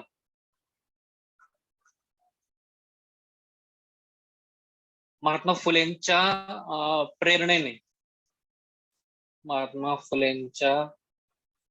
प्रेरणेने त्याला काय इंग्लिश मध्ये प्रेरणेला, हे बघा असं असतं, विसरून जातो. ठीक आहे. त्यांच्या प्रेरणेने लोखंडे यांनी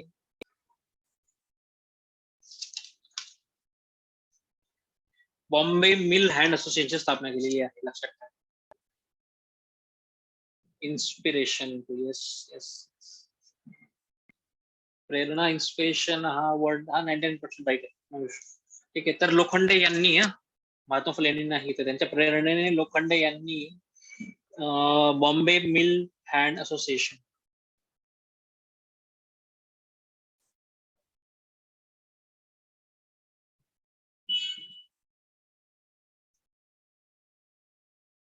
स्थापना केलेली आहे. स्टार करून, फार महत्वाची आहे.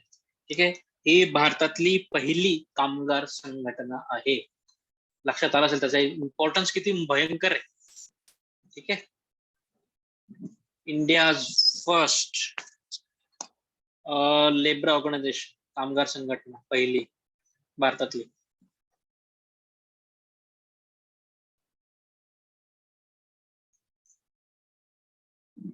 ठीक आहे.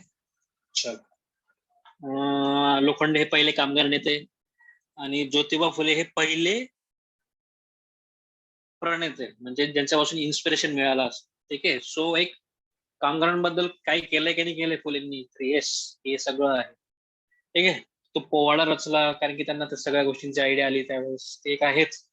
आणि हे इकडचं आहे कामगारांचं. ठीक आहे. कामगार म्हणजे हे कुठले? प्रॉपर मिल कामगार. ठीक आहे. मुंबई आणि मिल कामगार हे एक वेगळं रिलेशन आहे पॉलिटिक्स मध्ये. ठीक आहे. बरेचसे जे पॉलिटिकल लीडर्स आलेले आहेत ते याच्यातूनच पुढे आलेले आहेत, कामगारांचे लीडर्स वगैरे. ठीक आहे. त्यांचे प्रश्न आजही सुटलेले नाहीत पूर्णपणे. ठीक आहे. मग त्यांना घरं देणं वगैरे हा प्रकार चाललेला पुढे. चाळीचं घर. ठीक आहे. ते बिरिडी चाळी वगैरे बघितलं असेल सगळे तुम्ही, आता ऐकत असाल. ठीक. मग त्या दोन सद्यस्थितीतले दोन फार मोठे नेते, एक तर ते आव्हाड, जितेंद्र आव्हाड, सद्यस्थितीतले म्हणतो बरं का, जुने नाही सांगत आहे. आणि एकनाथ शिंदे पण त्यांच्यातूनच आलेले एक प्रकारे, फक्त थोडस जरा दिघेंचा रेफरन्स थोडासा वेगळा होता. सध्या त्यांचं फार हॉट टॉपिक आहे आजचा, ज्यांना माहिती. चला बॅक टू द टॉपिक, की महात्मा फुलेंनी काय काय पुस्तकं लिहिलेली त्याची लिस्ट आपण बघू आता. चलो, एवढं आहे महात्मा फुलेंचं आपल्याला निरोप घ्यायचा. ठीक आहे. चला आता तुम्हाला मी लिस्ट देतो, कुठल्या पुस्तकात येतो ते सरळ सांगून देतो. सिम्प्लिफाईडचं जे काही आहे, सिम्प्लिफाईड नाही, सॉरी, सिम्प्लिफाईडचं आपलं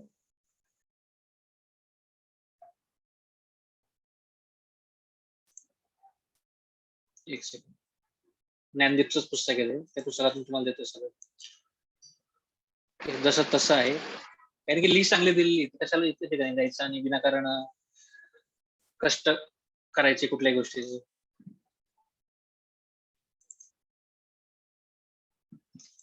सर बोला ना. ते नारायण मेघाजी लोखंडे सत्यशोधक समाज ह्याचे अध्यक्ष होते का? अध्यक्ष हा, ऍक्च्युली स्टेट बोर्ड मध्ये दिलंय, मुंबई शाखेचे अध्यक्ष होते. बर बर. बघा ऍक्च्युली नारायण मेघाजी लोखंडे जे आहेत त्यांच्याबद्दल आपल्याला यापेक्षाही इन डिटेल अभ्यास करायचा आहे. ठीक आहे. चला असतील हे, बघा विसरलोय मी काही गोष्टी, असतील 100% असतील. चालेल, आपण बघूया आपण ते सगळं. आता हे असं कसं काय आलं माझ्या डिटेल मध्ये, ब्लर का बरं दिसतंय? बरं चला, काय हरकत नाही, थोडस तुम्हाला वाचता येईल या हिशोबाने मी सांगतोय. ठीक आहे. पहिलं पुस्तक घ्या, तृतीय रत्न 1855. ठीक आहे. नाही वाचता आला तर प्लीज मला सांगा. हे बघा, हे आहे तृतीय रत्न 1855. फुले यांनी लिहिलेलं ते नाटक आहे, सगळ्यात महत्वाचा पॉइंट, नाटक. ब्रश छोटासा झाला.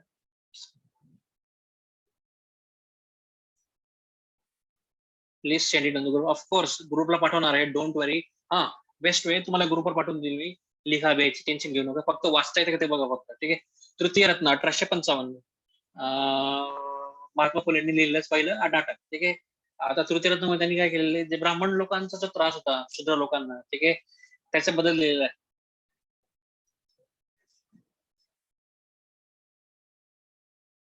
काय लिहिलं मार्गावर, चला जाऊ द्या. हे बघा, त्याच्यात सगळ्यात महत्व, शिक्षण हा माणसाचा तिसरा डोळा आहे. हे कुठं दिलेलं आहे तर हे आहे तृतीय रत्न नावाचं. तृतीय रत्न हे जे नाव दिलेलं आहे ते कशाबद्दल दिलेलं आहे, हे त्यांनी शिक्षणाबद्दल दिलेलं आहे. ठीक आहे. चला, स्त्रियांचा अशिक्षितपणा त्यांना चला जाऊ दे, जी काय मला पण समजत नाही काय लिहिलेलं. स्त्रियांचा अशिक्षितपणा त्यांनी प्रकाशात आणला. काय हरकत नाही त्याला. पुढे महत्वाचं आहे ब्राह्मणाची कसब 1869. ठीक आहे. या पुस्तकात त्यांनी ब्राह्मणांकडून जो पिळवणूक होती त्याचाच तेच पुन्हा तोच टॉपिक, ब्राह्मण लोक तुम्हाला लुटून खातात वगैरे हे त्यांना सांगितलेलं, शूद्रांना सांगितलेलं. ठीक आहे. ह्या पुस्तकात सिग्निफिकन्स दोन आहेत. एक आहे की येस ब्लर आहे, ऑफकोर्स ब्लर आहे, आय नो ब्लर आहे. ठीक आहे. या पुस्तकाचा सिग्निफिकन्स तुम्हाला सांगतो. या पुस्तकात त्यांनी हे बघायचं लिहिलेले, मागासवर्गीयांसाठी राखीव जागांची संकल्पना त्यांनी मांडलेली आहे. जे बॅकवर्ड क्लास आहे त्यांच्याकरता एक प्रकारे त्यांनी रिझर्वेशन ची मागणी केलेली आहे. हे महत्वाचं. ठीक आहे. चला, त्यांनी हे पुस्तक कुणबी, माळी, महार, मांग यांना डेडिकेट केलेलं आहे. ठीक आहे. एक दोन पुस्तक आहेत त्यांची, हे एक पुस्तक आहे आणि गुलामगिरी पुस्तक आहे, त्यांनी कोणाला डेडिकेट केलेलं आहे हे खूप महत्वाचं आहे. ठीक आहे. आता त्याचं पुढचं एक पुस्तक बघा, शिवाजी महाराजांचा पोवाडा. ठीक आहे. 45 पानाचं काहीतरी आहे. त्या पुस्तकात त्यांनी स्वतःला कुळवाडी भूषण अशी उपाधी लावलेली. महत्वाचं आहे, स्टार, 5 स्टार, कुळवाडी भूषण.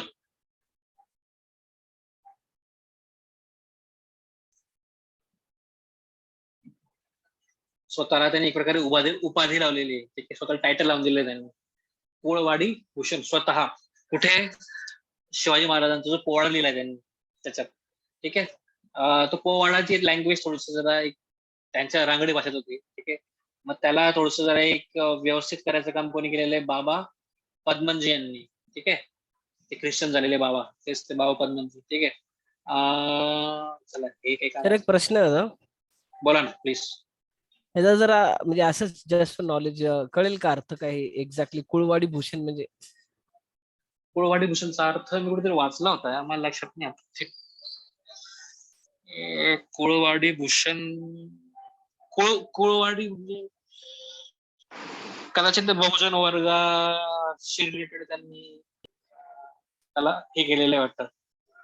कुळवाडी म्हणजे काहीतरी बहुजन लोकांसाठी वगैरे, त्यांचे भूषण वगैरे म्हणजे एक्झॅक्टली मला पण सांगतात. सॉरी, मला तो लेख सापडला ना तर मी ग्रुपवर शेअर करेन, ठीक आहे, कारण की ते वाचलंय मी पण विसरून गेलो सगळ्या गोष्टी, ठीक आहे, कारण की ते पुस्तकात कुठे सापडत नाही, ते वेगळ्याच ठिकाणी सापडतं. ठीक आहे, चलो बॅक टू द टॉपिक. की मी ठीक आहे चालेल, हा एक क्वेश्चन रेस करून ठेवेल, ठीक आहे. कुठे गेला कुळवाडी भूषण, हा एक क्वेश्चन रेस करेल मी की एक्झॅक्टली याचा अर्थ काय असतो, त्याचा तो तुम्हाला भेटून जाईल, नो इश्यू. ठीक आहे, पुढे सगळ्यात महत्वाचं गुलामगिरी नावाचं, स्लेव्हरी हा इंग्लिश सर मधले भेटला त्याचा अर्थ. सांगा ना. म्हणजे कुळवाडी भूषण म्हणजे शेतकऱ्यांचा राजा होय. शेतकऱ्यांचा राजा, व्हेरी गुड. अजून काय पाहिजे? चल, कुळवाडी म्हणजे शेती प्रकारे. चल चल चला, कुठे आहे पुढचं? हा गुलामगिरीचा जो स्लेव्हरी हा नावाचा त्यांनी ग्रंथ लिहिलाय ना 1873चा, त्याचं तुम्हाला सांगतो मी. क्वेश्चन आले एक्झाम मध्ये. फुलेंनी हा ग्रंथ अमेरिकेतील गुलामगिरी विरुद्ध लढणाऱ्या जनतेस अर्पण केलेला आहे. म्हणजे जे गुलामगिरी विरुद्ध म्हणजे त्यावेळेस ब्लॅक होते ना, ब्लॅक लोक, ठीक आहे, त्यांनी जे स्लेव्हरी विरुद्ध लढलेले आहे त्या लोकांना त्यांनी अर्पण केलेलं आहे, त्यांना डेडिकेट केलेलं आहे. ठीक आहे, मग ते महात्मा फुले ह्या ग्रंथा रिलेटेड कोणापासून त्यांना इन्स्पिरेशन मिळालेलं आहे? अब्राहम लिंकन यांच्यापासून, सगळ्यात महत्वाचं. ठीक आहे, आता या पुस्तकाचं सिग्निफिकन्स सांगतो अजून सध्या रिसेंट टाइम्स मध्ये. जेव्हा बराक ओबामा भारतात आलेले होते त्यावेळेस आपले उपमुख्यमंत्री कोण होते? युपीएच्या काळातले उपमुख्यमंत्री होते, काय त्यांचं नाव, भुजबळ, छगन भुजबळ होते. ठीक आहे, तर छगन भुजबळांनी हे पुस्तक बराक ओबामांना जेव्हा भेटले त्यावेळेस त्यांनी हे पुस्तक भेट दिलेलं होतं. ठीक आहे, त्यामुळे त्या काळात त्या पुस्तकाची चर्चा पण झाली होती आणि त्यामुळे ते एक्झाम मध्ये पण येऊन गेले त्यावेळेस सडनली की बाबा काय ते गुलामगिरी पुस्तक कशाबद्दल आहे, काय असं तसं. ठीक आहे, तो एक क्वेश्चन येऊन गेलाय त्या काळामध्ये. चला, झालं गुलामगिरी झालं. आता अजून एक पुस्तक आहे, यांची कॉपी की ब्लर कसं काय झाली? मी फोटो चांगले काढले, आय डोंट नो.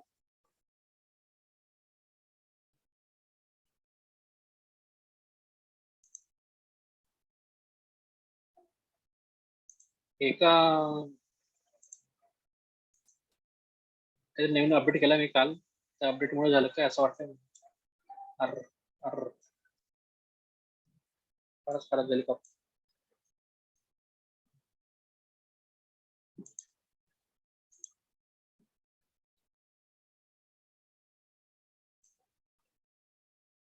चला, आय नो तुम्हाला दिसत नाही व्यवस्थित, मलाही दिसत नाही व्यवस्थित.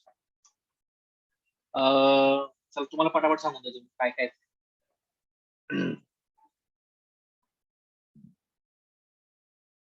चला, गुलामगिरीच्या पुस्तकात त्यांनी सांगितलंय किंवा जर चिरंजीव म्हणजे कोण ते 7 चिरंजीव काहीतरी आहेत ना ते, किंवा कधीच मरत नाही, अजरामर परशुराम पण आहेत ना ते, परशुराम चिरंजीव आहेत. तर मग त्यांना लोकांसमोर उभं करा असं त्या पुस्तकात म्हटलं. ठीक आहे, त्या पुस्तकात काहीतरी 16 प्रकरण आहेत, एवढं महत्वाचं आहे. ठीक आहे, आणि त्याच्यात त्यांनी सांगितलं होतं, एक महत्वाचं स्टार करून ठेवलेलं, त्यात त्यांनी सांगितलं होतं की बाबा शूद्र हे कोण म्हणते? फुले म्हणतात की शूद्र हे पूर्वी क्षत्रिय होते. ठीक आहे, हा त्यांनी एक सिद्धांत मांडलेला आहे आणि तोच सिद्धांत पुढे कॅरी कोणी केलेला आहे? आंबेडकरांनी, आणि पुस्तक लिहिलेलं आहे त्या ठिकाणी त्यांनी रेफरन्स वापरलेला आहे या गोष्टीचा. हु वेअर शूद्राज वेअर क्षत्रिय. ठीक आहे, क्षत्रिय म्हणजे जे लढाई करणारे ते होते. ठीक आहे, ते हारले म्हणून त्यांना आर्यांशी लढाई केली त्यांनी, आणि म्हणून त्यांना आर्यांनी लोअर कास्टला टाकून दिलं, शूद्र कास्टला टाकून दिलं, असं त्यांचं त्या ठिकाणी एक प्रकारे म्हणणं. ठीक आहे, आणि दोघं पुस्तकांमध्ये जवळजवळ हे असंच काहीतरी दिलेलं आहे. ठीक आहे, पुढचं आहे अस्पृश्यांची कैफियत नावाचं पुस्तक आहे 1883 ला. ठीक आहे,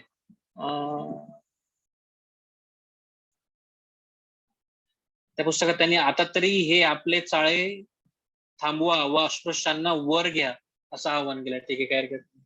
शेतकऱ्यांचा असो 1883 वाला पुस्तक आहे. शेतकऱ्यांच्या दुःखाला वाचा फोडणे. ठीक आहे, हे होतं. त्यांनी एका ग्रंथाचं रेफरन्स घेतलाय त्या ठिकाणी. इंडिया 3000 इयर्स अगो, वर्षापूर्वी या ग्रंथातील अवतरणे यात मांडलेली आहे. त्यातले काही रेफरन्सेस त्यांनी घेतले आहेत. इंडिया 3000 इयर्स अगो या पुस्तकातले. ठीक आहे, इतकं भयंकर ब्लर दिसतंय आणि का दिसतंय मला तेच कळत नाही.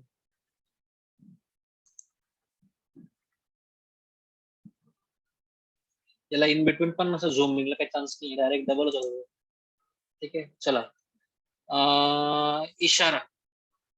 आता बघा, एकदा काय होतंय, हे जे सयाजीराव गायकवाड असतात ना, यांचा सत्कार होता महाराष्ट्रामध्ये. ठीक आहे, मग त्या सत्कारामध्ये रानडे पण होते. रानडेंनी सांगितलं होतं त्या सत्कारामध्ये की बाबा हिंदू समाजामध्ये भरपूर मतभेद आहेत म्हणे, पण जेव्हा सर्व हिंदूंचा एक प्रकारे जेव्हा हिताची गोष्ट येते त्यावेळेस हे मतभेद काही मध्ये येत नाही, असं यांचं म्हणणं होतं.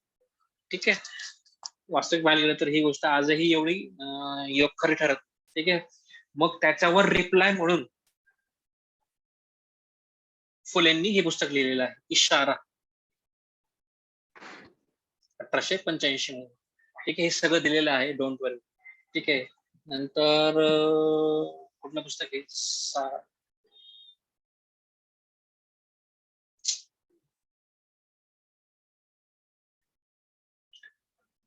सत्सार, पुस्तकाचं नाव आहे सत्सार. या पुस्तकात त्यांनी काहीतरी सोशल इश्यूजला रेस केलेला आहे. ब्राह्मो समाज आणि प्रार्थना समाजावर त्यांनी टीका केलेली आहे, म्हणून स्टार करून ठेवतात. ठीक आहे, त्याचे 2 व्हर्जन आहेत, 1 and 2. त्या दुसऱ्या व्हर्जन मध्ये त्यांनी काय केलेलं आहे, काही लोकांनी ताराबाई शिंदे आणि पंडित रमाबाई यांना विरोध केलेला आहे. ठीक आहे, काही पुस्तकांमध्ये, काही म्हणजे न्यूजपेपरमध्ये. ठीक आहे, त्या न्यूजपेपरच्या अगेन्स्ट त्यांनी या ठिकाणी लिहिलेलं आहे. ठीक आहे, त्यांनी जे वृत्तपत्रात जे काही छापलंय त्या छापलेल्या गोष्टीच्या अगेन्स्ट त्यांनी लिहिलेलं आहे. म्हणजे काय, त्यांनी सपोर्ट केला कोणाला, फुलेंनी रमाबाईंना आणि ताराबाई शिंदेना सपोर्ट केलेला आहे. ठीक आहे, चला पुढे आहे सार्वजनिक सत्यधर्म. ठीक आहे, डाव्या हाताने लिहिलेला, 1889 त्यांचे मित्र विठ्ठल वाळवेकर. ठीक आहे, मानवी स्वातंत्र्याचा जाहीरनामा त्यात त्यांनी सांगितलेला आहे. ह्युमन राईट्स बद्दल त्यांनी सांगितलं आहे. या पुस्तकाचा उल्लेख नीती धर्माचा अमरकोश म्हणून करण्यात येतो. ठीक आहे, ते काही फारसात लक्षात घ्यायचं नाही. विश्व कुटुंबाची संकल्पना त्यांनी मांडलेली त्याच्यामध्ये. ठीक आहे, आणि त्याच्याकडे त्यांनी 33 रूल्स दिलेले आहेत की कसं राहावं माणसाने, विश्व कुटुंब म्हणून कसं वागावं. ठीक आहे, हे दिलेलं आहे बघा इथे. काहीतरी दिलेलं, जुलै 1883 म्हटलं इथं, 1888. ठीक आहे, त्यांना जेव्हा पॅरालिसिस झाला त्याची गोष्ट आहे. ठीक आहे, 1888 ला झालेला. ठीक आहे, चला चला चला चला. 33 नियमचं पण सांगितलं गेलेलं आहे आणि विश्व कुटुंब पण त्यांनी सांगितलेलं आहे. ठीक आहे, एवढे त्यांचे बुक्स आहेत, बस एवढं आहे, त्याच्या पुढे काही विशेष नाहीये. चलो, महात्मा ज्योतिबा फुलेंबद्दल जे काही स्टेटमेंट्स दिलेले काही लोकांनी, ते सगळेच सगळे तुम्हाला मी टाकणार आहे याच्यावर. फक्त फास्ट रीडिंग करतोय मी, ग्रुपवर टाकणार आहे. सगळ्यात पहिलं शाहू महाराजांचं स्टेटमेंट आहे हे पहिलंच. शाहू महाराज म्हणतात की बहुजन समाजाला अज्ञातून वर काढून त्याला अर्वाचीन काळी जगवणारे देशातले पहिले पुरुष ज्योतिबा फुले, हे आपण ऑलरेडी सांगितलेलं आहे. ठीक आहे, आणि शाहूंनीच त्यांना, ही सगळ्यात महत्वाची गोष्ट आहे, शाहूंनीच त्यांना महाराष्ट्राचे मार्टिन ल्युथर किंग म्हटले आहे. स्टार 100% एक्झामला येतो. ठीक आहे, दुसरं आहे महर्षी विठ्ठल रामजी शिंदे यांनी काय म्हटले फुलेंना, पतितांचा पालनवाला, महत्वाचं आहे, स्टार घालून ठेवा. हे सगळं तुम्हाला पाठवतो मी, डोंट वरी. ठीक आहे, तसेच त्यांना आद्य दलितोद्धारक म्हणून त्यांचा गौरव केलेला आहे. पुढे सयाजीराव गायकवाडांनी त्यांना म्हटलंय हिंदुस्थानचा वॉशिंग्टन. बघा एक्झाम मध्ये कसं येतं, जोड्या लावायचं डायरेक्ट, महाराष्ट्राचं मार्टिन लुथर किंग. ठीक आहे, हिंदुस्थानचा वॉशिंग्टन, नंतर पतितांचा पालनवाला, असं काहीतरी येईल आणि पुढे नावं दिली असतील. कोणी म्हटलं, आपल्या लक्षात हेही येणार नाही की असं काय. हे तुम्हाला समजायचं की हे वाक्य सगळे आहेत महात्मा फुलेंबद्दल आणि इथं कोणी म्हटली त्याचे तुम्हाला जोड्या लावायचे. ठीक आहे, please put clear copy in the group, this one is very clear. आणि डोंट वरी, ही बेकार कॉपी आय नो. मी तुम्हाला 100% क्लिअर कॉपी देईल. जर माझ्याकडून नाही आली तर ज्यांच्याकडे हे पुस्तक आहे त्यांना मी रिक्वेस्ट करेल की त्यांनी ही सही कॉपी व्यवस्थित द्यावी असं. ठीक आहे, नो इश्यू, डोंट वरी. चला.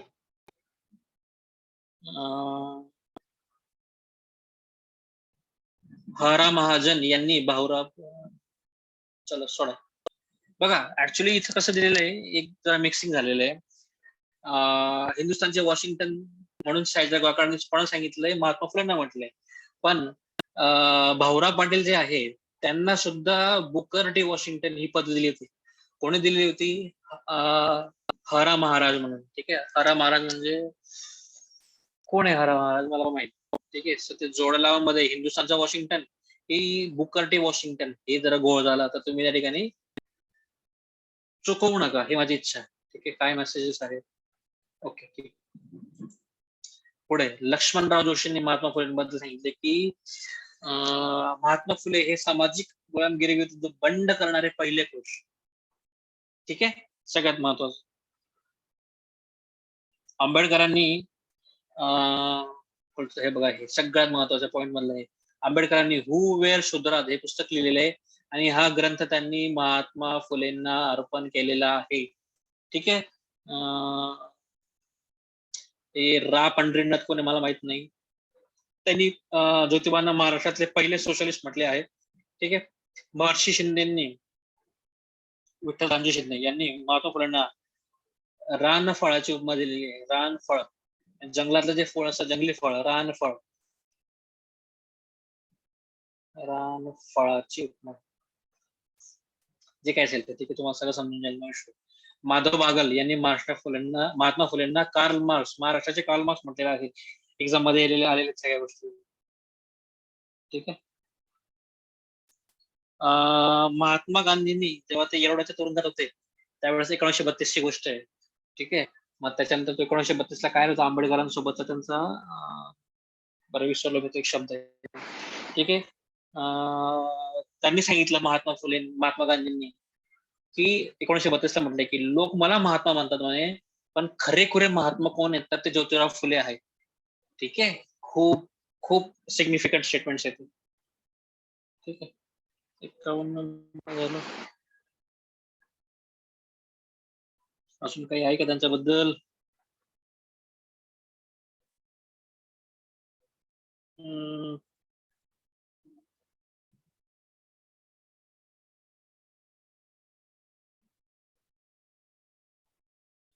चला.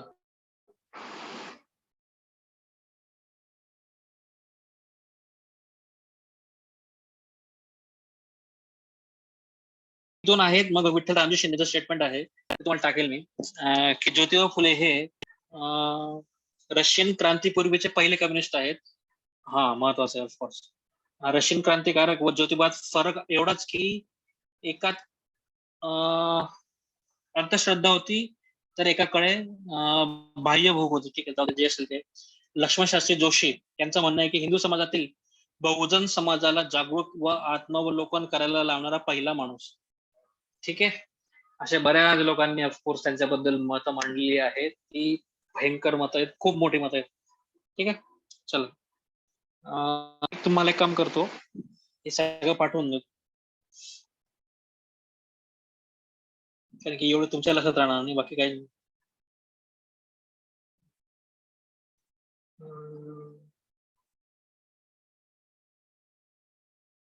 काही स्टेटमेंट्स मी तुम्हाला ना आता काही सांगत नाही, कारण की बराच वेळ होऊन जातो त्याच्यामध्ये. एक लक्षात ठेवा, त्यांनी पंडित रमाबाईंबद्दल एक स्टेटमेंट सांगितलेलं. कुठे गेलं?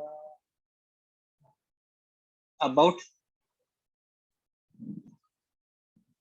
पंडिता रमाबाई. पंडिता रमाबाईंचं आयुष्य भयंकर होतं, भयंकर. ठीक आहे, ते आपण बघणार आहोत. मला सुद्धा असं वाटलं की बाबा काय त्या स्त्रीने सोशल असेल आणि काय नाही. ठीक आहे, पण तरी सगळ्यांना पूर्ण उरलेले आहेत. पंडित रमाबाईंना त्यांनी सतशील आणि सत्यशोधक साध्वीनी.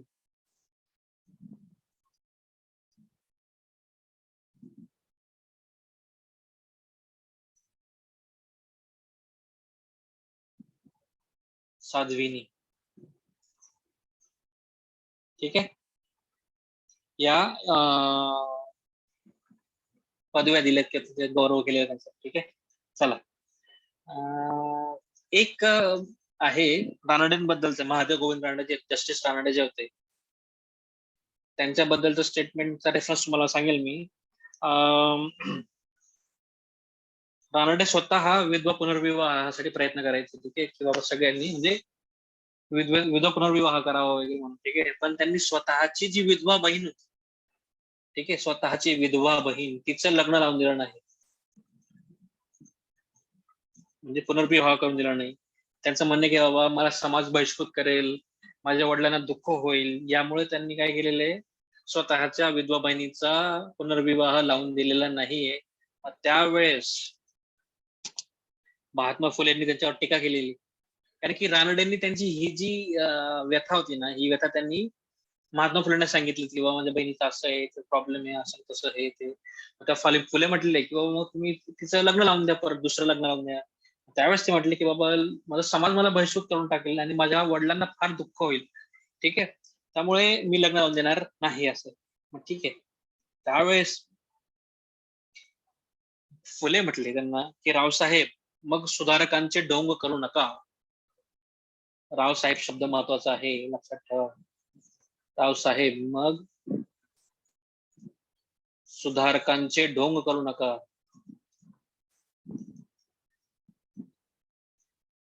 म्हणजे तुम्ही दुसऱ्यांना सांगतात की बाबा पुनर्विवाह वगैरे करा असं, आणि स्वतः घरात ते त्यांनी तसं काही केलं नाही. बरं, ठीक आहे. चला, म्हणजे तुम्ही बोल एवढे काय राहतायत, तुम्ही स्वतः कृती करा. तर त्यांनी कृती केलेली नाहीये. ठीक आहे. विष्णू शास्त्री चिपळूणकरांनी त्यांना 2 शब्द वापरलेले आहेत. विष्णू शास्त्री चिपळूणकर, हे सगळं पाठवतो तुम्हाला. ठीक आहे. शूद्र जगद्गुरु आणि शूद्र धर्म संस्थापक.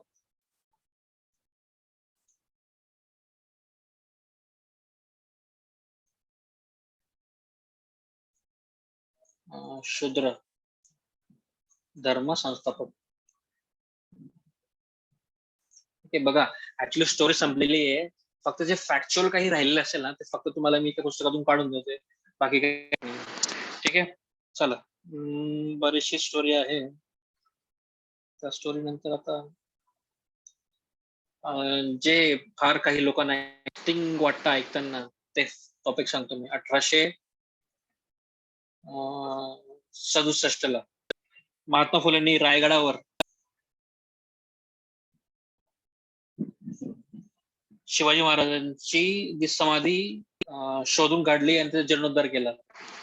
शिवाजी महाराजांची समाधी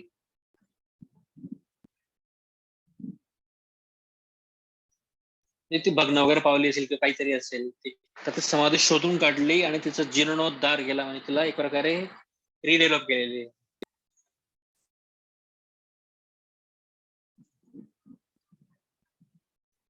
ठीक आहे, महत्वाचं आहे. 1868 मध्ये. ठीक आहे. मग त्याच्यावर ठाण्याचे कलेक्टर जे होते, ठाण्याचे कलेक्टर जे होते, मग त्यांनी त्याच्यावर खर्च केलेला. ठीक आहे, म्हणजे स्वखर्च.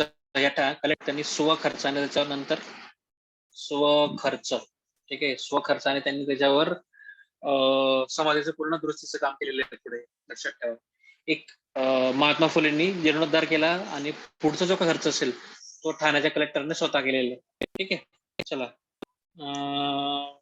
त्यानंतर मग उरलेले जे काम होत आहे या समाधीचं, त्या समाधीचं उरलेलं जे काही काम असेल ते 1895 ला टिळकांनी केलंय. ठीक आहे. सद्यस्थितीत राज ठाकरेंनी काहीतरी जरा चुकीची माहिती दिलेली होती, की तुम्ही त्यांचे भाषण वगैरे ऐकले असेल तर. टिळक आणि फुलेंचा वाद झाला त्या काळामध्ये, राज ठाकरेंनी क्रिएट करायचा प्रयत्न केला, जो जी त्यांनी चुकीची माहिती दिली लोकांमध्ये. ठीक आहे. चला, जे असेल ते सांगण्याचे फक्त पॉइंट हा आहे की रिअल माहिती ही आहे. ठीक आहे. हा बघा, आज जोपर्यंत फुले संपत नाही तोपर्यंत मी सोडणार नाही तुम्हाला. ठीक आहे, मला ऐकावंच लागेल. फॅक्ट्स आहेत ते रॅन्डम फॅक्ट्स आहेत, त्यांची पुढे स्टोरी मध्ये फॉर्मेशन होत नाही, त्यामुळे तुम्हाला फॉलो करायचंच आहे. ठीक आहे. 1875 स्वामी दयानंद सरस्वती आले ते पुण्याला.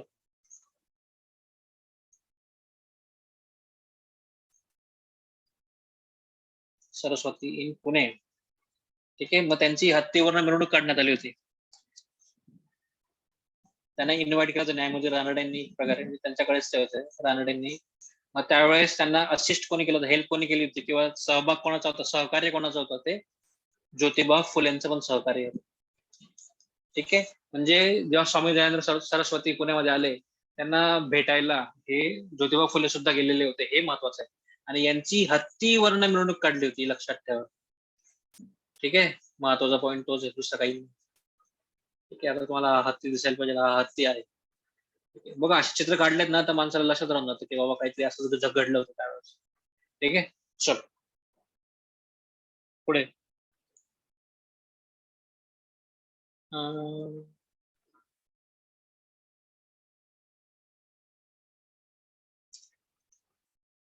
काहीतरी बघा, काही 2-3 टॉपिक्स असे आहेत ना त्यांचं सांगायला फार त्रासदायक आहेत. एक बर्वे प्रकरण घडले ज्यावेळेस आपण ना, कुठे आहेत का थोडं, बर्वेंचं जे प्रकरण जे होतं ना ते तुम्हाला मी सांगेल जेव्हा आपण पूर्ण सांगेल, ते कधी जेव्हा आपण टिळकांचा अभ्यास करू ना त्यावेळेस. बर्वे प्रकरणामध्ये त्यांचं जे केसरी मराठा होतं त्याच्यात त्यांनी लिखाण केलेलं होतं. ठीक आहे. कोणी, टिळक आणि आगरकरांना. जेव्हा त्यांना त्या रिलेटेड अटक झाली त्यावेळेस फुलेंच्या सांगण्यावरून रामशेठ उखणे एक नाव आहे, टिळक आणि आगरकर यांना अटक झाली. ठीक आहे. मग त्यावेळेस महात्मा फुलेंनी सांगितलं होतं एका व्यक्तीला,